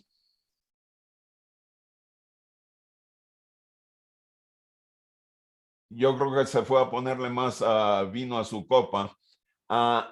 Hermana, ¿tienes algún comentario? Solamente reforzando lo que comentaba Miguel Ángel sobre el catolicismo en el Nuevo Mundo, las guerras de religión de Europa llegaron también a algunos lugares de aquí. En la Florida hubo establecimientos, 3 los más importantes, de hugonotes franceses, que es una rama del protestantismo, pero los españoles se les enfrentaron, masacraron a todos los hugonotes, no dejaron uno vivo, y recuperaron la costa e impusieron el catolicismo en todo lo que era la Florida en ese tiempo. Muy bien. Ahora, con todo esto que hemos visto hasta ahorita, desde el Sacro Imperio Romano hasta el Renacimiento, creo que tenemos bastante material para quitarnos un prejuicio que tarde o temprano todos lo hemos cargado. Que un lado o el otro, que los católicos o los protestantes eran terriblemente malos, que hervían a los niños en aceite y se los comían en la noche en el banquete, etcétera. Esa aparente maldad, ese exterminio de los hugonotes, por ejemplo, la masacre de Verdun, de Alejandro Magno, el destrozo de los monasterios con todo lo que trajo de Cromwell, era el estilo era como se llevaba, era la civilización todavía no estaba lo bastante desarrollada en cierta manera para evitar esas medidas tan radicales. No, y era la convicción que tenían en la Florida. El gobernador le reclama al rey y le dice: yo le ofrecí a los naturales que iba a venir quien los adoctrinara. Dice: yo ya les expliqué a todos los caciques que hay un cacique mayor en el cielo y que al cacique mayor no le gusta que ellos se peleen. Dice: y usted me deja aquí desamparado sin misioneros, y cuando me manda uno me lo matan y me quedo sin nada. Tenía la convicción de evangelizar. Digo, algunos venían, como dicen algunos historiadores, con la cruz en alto y la bolsa vacía, y querían más llenar la bolsa que subir la cruz. Pero los primeros evangelizadores se vieron y se desearon para establecer la religión católica. Realmente pasaban hambres, penurias, se morían por falta de bastimento. Era su convicción, no era un afán de vamos a matarlos por matar. Era su convicción que lo tenían que hacer. Era la fuerza moral de Sun Tzu traída a esa época. Fíjate, a mí me parece importante lo que dice Gloria, porque finalmente quien llevó el catolicismo a estas tierras, quien lo trajo más bien, fueron los soldados de Cristo. Es decir, no fue el Papa, no fue los obispos, eran soldados, gente que en base a mucho sacrificio trajeron esa creencia no por afanes de poder, es decir, sino porque realmente estaban, supongo yo, convencidos. Sí. Y fue una época de mucho humanismo, desde mi punto de vista, ¿no?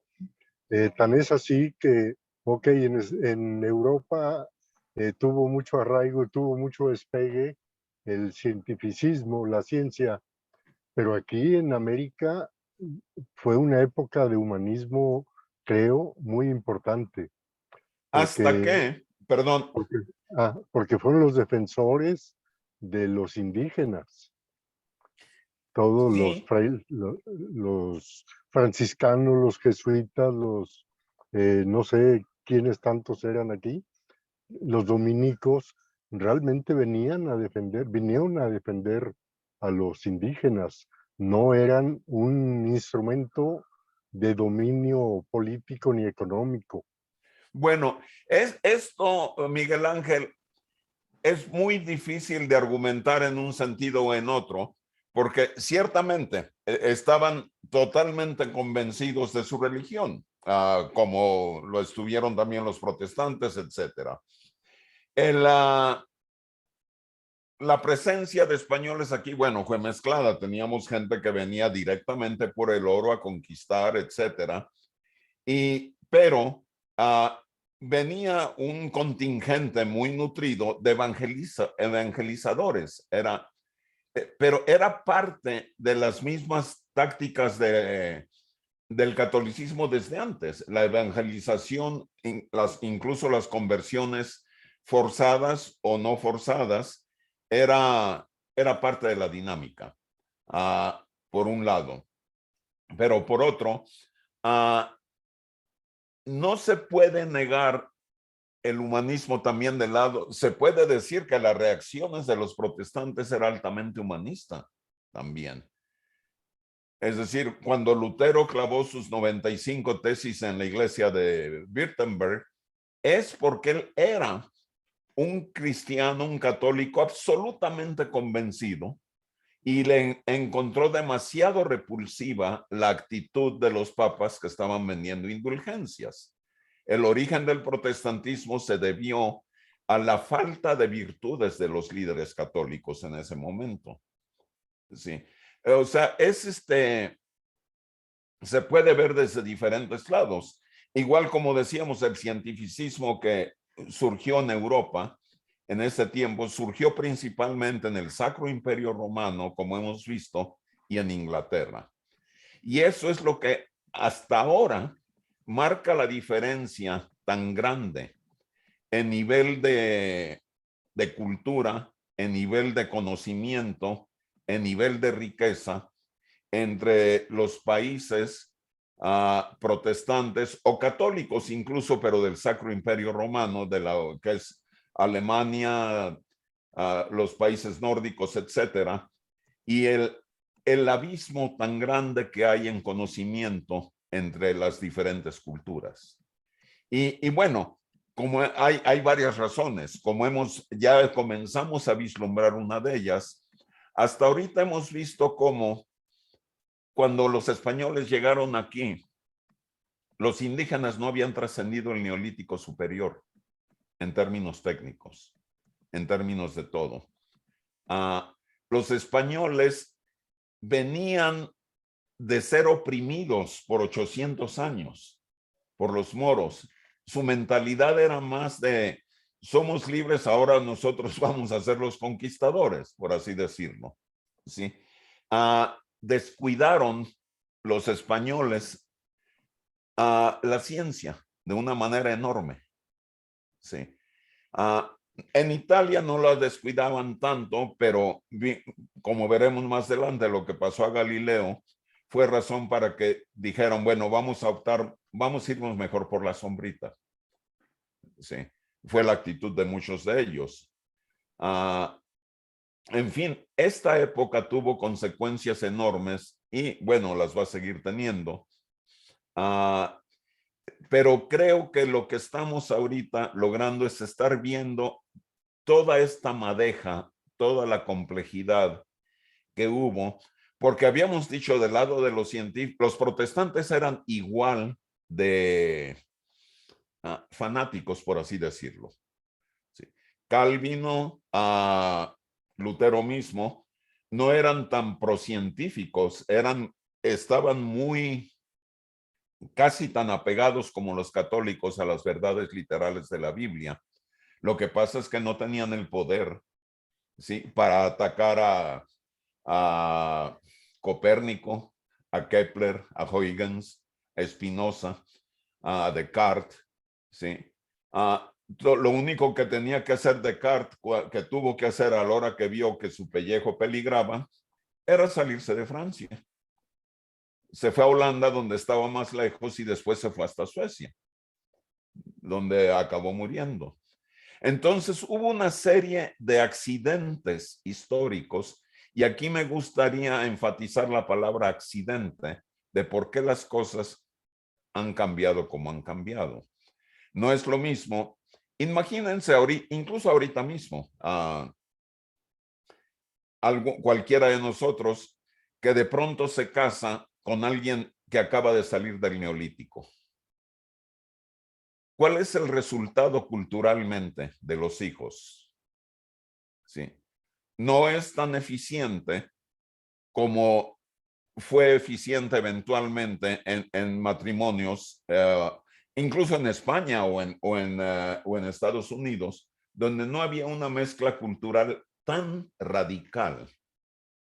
Sí, la mezcla cultural que hubo en las Américas, en México, en Sudamérica, yo creo que ha sido la mezcla cultural más radical de la historia, en términos de las distancias que había entre los conquistados y los conquistadores. No se me ocurre pensar en una mezcla así de radical. Entonces, por eso nos hemos tomado, esta es la sesión número 18, en tratar de desenmadejar las consecuencias de la evolución cultural, cuáles son los resultados, cuál era la experiencia, la existencia de las personas, qué es lo que pasaba por la cabeza de ellos. Lolita ha estado muy callada porque primero se fue a poner más vino en su vaso, pero ¿ya estás por ahí, Lolita? Estoy callada porque estoy admirada, estoy aprendiendo, Rubén. Además, estoy llegando casi de nueva al tema y me encanta, es una cosa para disfrutar, me fascinó. Qué documental más ilustrativo, más interesante, de acuerdo con Miguel Ángel en que el guía, el señor guía de esta maravilla de documental es un fregón en su forma de hablar, los énfasis que hace, los silencios y las demostraciones tan claras de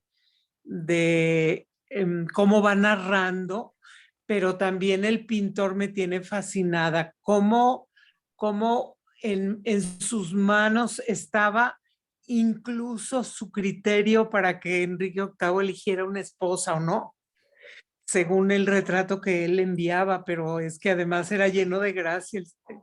Él era un hombre muy refinado para su arte, me encantó. Su trabajo tampoco tenía casi nada de información, a lo mejor algo ahí en mi inconsciente, pero me encantó verlo y me fascina el tema. Estoy muy contenta de haber podido estar.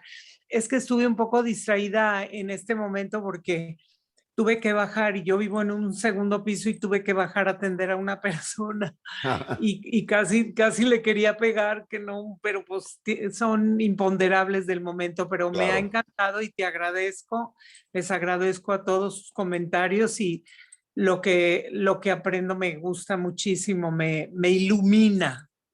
Todos estamos aprendiendo en esto, Lolita, y de eso se trata, es mucho de lo que yo estoy exponiendo aquí. Hobline, por ejemplo, para mí era nuevo hasta hace poco más de un año. Había visto, igual que todos nosotros, su trabajo, pero no tenía idea de la importancia que tuvo incluso como una influencia pivotal en el cambio de la historia. Y, en fin, es el camino que creo vamos a seguir todavía. Vamos a expandirnos más y ya vamos a gradualmente, según el anuncio que había hecho Miguel Ángel, que fue basado en la conversación de la semana pasada, ya íbamos a comenzar a entrar a la época moderna, pero de pronto nos encontramos que había mucho más que tratar del Renacimiento, incluso de la época moderna. Todavía de la época del Renacimiento no hemos visto al gran gigante de la literatura, William Shakespeare. No hemos hablado mucho de él. Hasta la fecha tengo trabajo en pensar en alguien que pueda igualar la capacidad literaria, la belleza de su trabajo, la precisión histórica de todo lo que hizo Shakespeare. Es algo que, bueno, si quienes ustedes, de entre ustedes, quienes no hablen o lean perfectamente el inglés, Shakespeare es una razón para hacerlo, para estudiarlo. No importa qué tan viejos estén. Leer a Shakespeare es un placer que no debe de estar ausente de nadie. Es un gigante. Vamos a hablar un poco sobre él en la siguiente sesión. Y bueno, hay muchos personajes que me gustaría que viéramos, pero obviamente no los vamos a ver todos porque no se trata en este seminario de que nos hagamos eruditos en historia, sino más bien de entender qué es lo que pasaba por las mentes en las diferentes culturas en diferentes tiempos. Lo que he encontrado más valioso de lo que hemos estado haciendo es estas discusiones y las comparaciones que hemos estado haciendo todo el tiempo, cuando menos en tres culturas o en tres espacios culturales diferentes. Vamos a continuar así en las próximas sesiones. En la siguiente decíamos, bueno, entramos un poco a Shakespeare y poco a poco nos vamos a ir ya metiendo, vamos a ir dejando el Renacimiento. Quizá hablaremos un poco de la música de Cristóbal de Morales, Monteverdi, etcétera, aunque esto pues es de nuevo espacio para otra salida lateral. Me quedé intrigado con la idea que había propuesto Alberto, de que Juan Carlos y yo, él habló de la palabra duelo en términos musicales. Yo preferiría más usar la palabra concierto o un trabajo conjunto. Un concierto en música es una composición musical. El concierto se usa ahora la palabra para hablar de cualquier evento musical, pero estrictamente hablando, un concierto es una composición en la cual hay un solista o varios solistas, no solo uno, hay dobles conciertos, triples conciertos y una orquesta, en que están en un diálogo constante alrededor de un tema. Existen conciertos tan abstractos como el concierto italiano de Bach, que lo toca él solo en el piano, pero tiene forma concertante. Bueno, el concierto como tal nace posiblemente en el Renacimiento, comienzan las semillas, pero se fortalece en el Barroco. Entonces me gustaría mucho la idea que respecto de la música de esta época, si pudiéramos tener la oportunidad de que Juan Carlos y yo discutiéramos el asunto, poner simplemente a los músicos y que los dos nos preparáramos y que los dos discutiéramos el tema en una de las sesiones del sábado, con ángulos diferentes y con perspectivas diferentes, porque después de todo la riqueza de algo como esto no es ver una perspectiva, es ver varias. Y es el estarlas viendo de manera constructiva. Entonces, de la música vamos a hablar relativamente poco en este seminario, pero me gustaría que fuéramos manejando esto como eventos adicionales que vayamos viendo de manera gradual. Perfecto.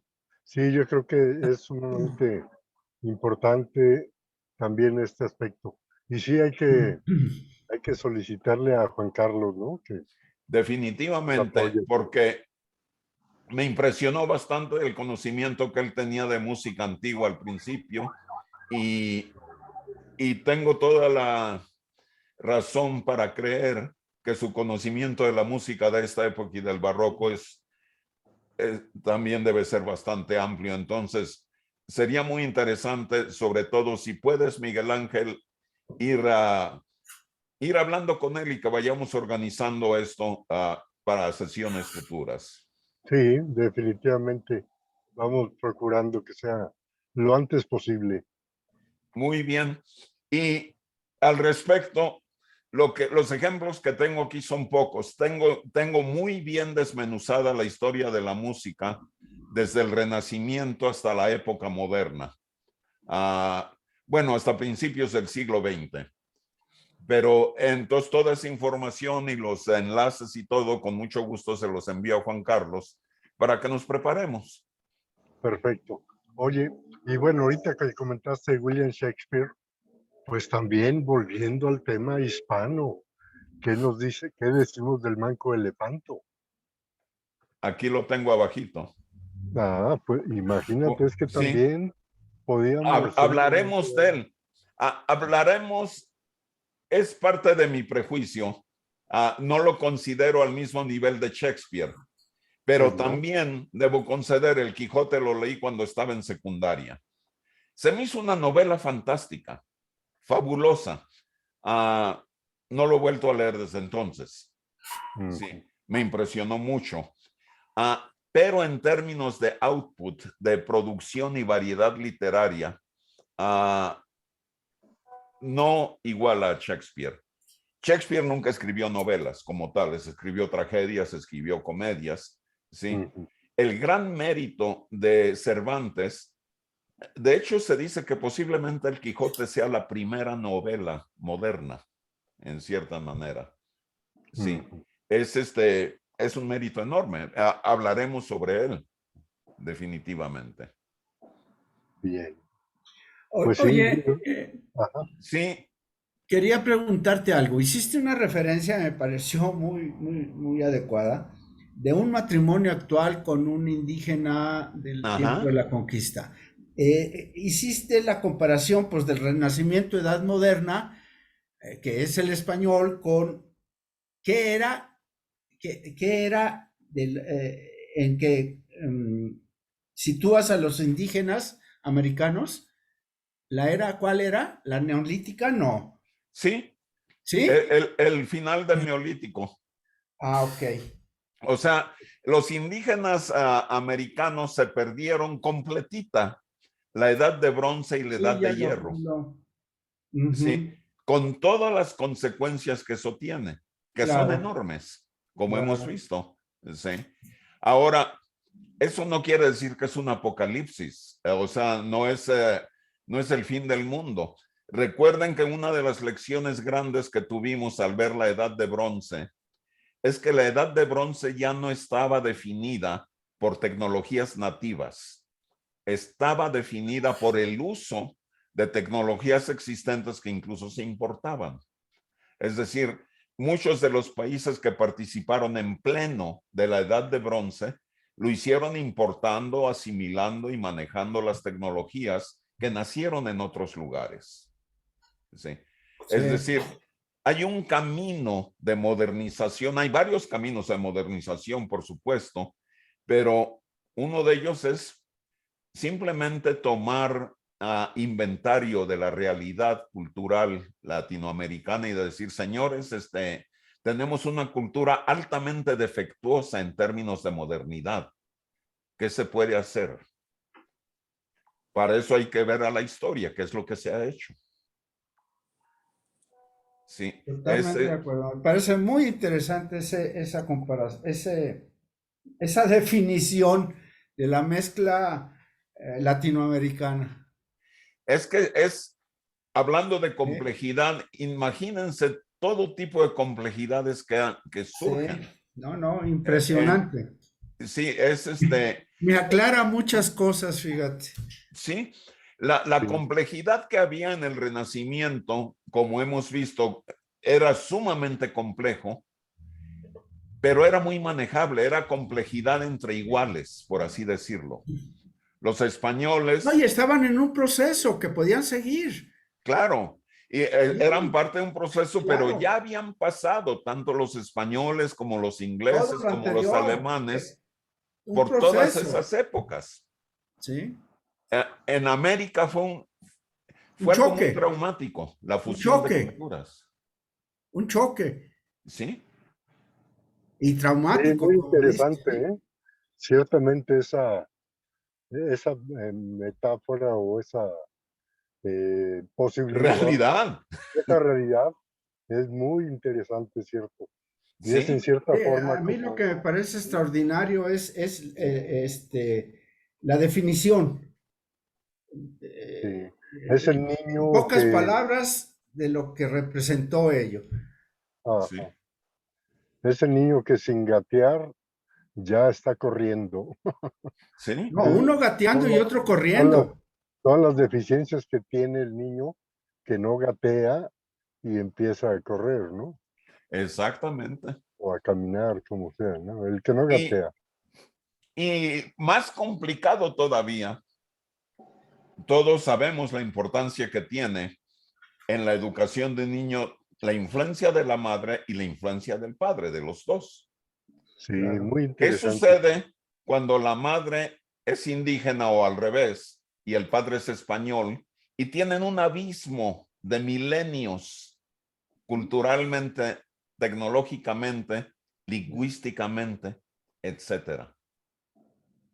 Es Sí, extremadamente complejo el asunto. Esto por ejemplo, no es algo que estos choques culturales no son únicos de este choque de culturas. El mismo Rodrigo Borgia, cuando vean el documental de él, de Alejandro VI, vale la pena meterse en ese personaje. Es fascinante, porque él mismo tenía ese choque de culturas. En, no solo porque él era marrano, como hemos dicho antes, en el sentido de ser potencialmente un judío converso, sino que tenía ese conflicto enorme de querer que sus hijos fueran de la nobleza, sucedieran, tenía un amor enorme por sus hijos, pero como eran hijos ilegítimos, eran hijos de un amante, por bien educada que era, Vanosa Catanei, era sabido que tenía una educación fenomenal, pero no eran, como no eran considerados hijos legítimos, culturalmente no iban a ser aceptados. Entonces, lo que sí era aceptable que se los llevara a vivir con él, que fue lo que sucedió. Entonces, ahí mismo en culturas similares había choques culturales por usos y costumbres muy diferentes. En fin, esta es la línea que precisamente quería desde el principio que comenzáramos a explotar en la evolución de las culturas y que vamos a culminar en, teníamos planeado originalmente y creo que vale la pena terminar con el final hacia el final del siglo XIX, porque para entonces toda la cama ya está tendida respecto de la modernidad que estamos viviendo. En muy bien. fin, ¿algún otro comentario o conclusiones? Les puse en el chat, les recomiendo mucho un libro, es Expulsados del Infierno. En este libro se ve muy patente las condiciones de la evangelización en las zonas marginales de lo que era la Nueva España. Se ven todas las carencias, las angustias. A eso se refiere Excelente. con expulsados del infierno. Pues los expulsaron, ¿de dónde? Pues vivían en un infierno prácticamente. Sí. Hermana, te pido un favor. Eso mismo que pusiste en el chat, me lo envías o a Miguel Ángel por correo electrónico para que lo difundamos. El problema que a veces tenemos cuando ponemos cosas en el chat, que a la hora que cerramos la sesión ya lo perdimos. Sí. Sí. No, Rubén, sí ¿Sí? se recuperan, ¿Ah, porque hay sí? 3 archivos. Ajá, se bajan Ah, 3 archivos. Uno el completo del video, otro el solo audio y otro los chats. qué bueno que mencionas eso, Miguel Ángel, porque ahora podemos comenzar a usar el chat como un mecanismo para ir acumulando información relativa a todas las pláticas que tengamos. Perfecto. para Sí, ir está muy- acumulando bibliografía, referencias, etcétera. Qué bueno que mencionas eso. De hecho, fíjate que hasta ahorita se me ocurre que todo eso del chat podríamos ponerlo en comentarios de YouTube. Es decir, Exacto. reproducciones del chat. Y lo ponemos como dentro del espacio de comentarios de YouTube. Excelente. ¿Ya? Excelente. Bueno, me parece muy bueno. También si tienen alguna sugerencia, como encontré bastante útil el mecanismo, el que salimos la semana pasada, que se te ocurrió a ti, Miguel Ángel y Arturo, decir, vamos a ver un poco más del lado del catolicismo, vamos a ver esto otro. Habla de Isabel, dijiste tú. Si se les ocurre algo, ya ahora que estamos teniendo una especie de anticipo de lo que vamos a ver, algún otro tema que crean que es importante que vayamos metiendo, algún otro personaje, mándenmelo por correo y me encargo de trabajarlo. Muy bien. Ok. Bien, Bueno, yo ya necesito retirarme. también Muchísimas Muy bien. gracias. Muchas Yo gracias. también. Buenas noches. Buenas Bye. noches, entonces nos despedimos de una Buenas vez. noches. Nos vemos Gracias. mañana. Encantada. Buenas noches. Gracias. Nos vemos mañana. Ahora no hubo ninguna bebida espirituosa, Rubén, nada.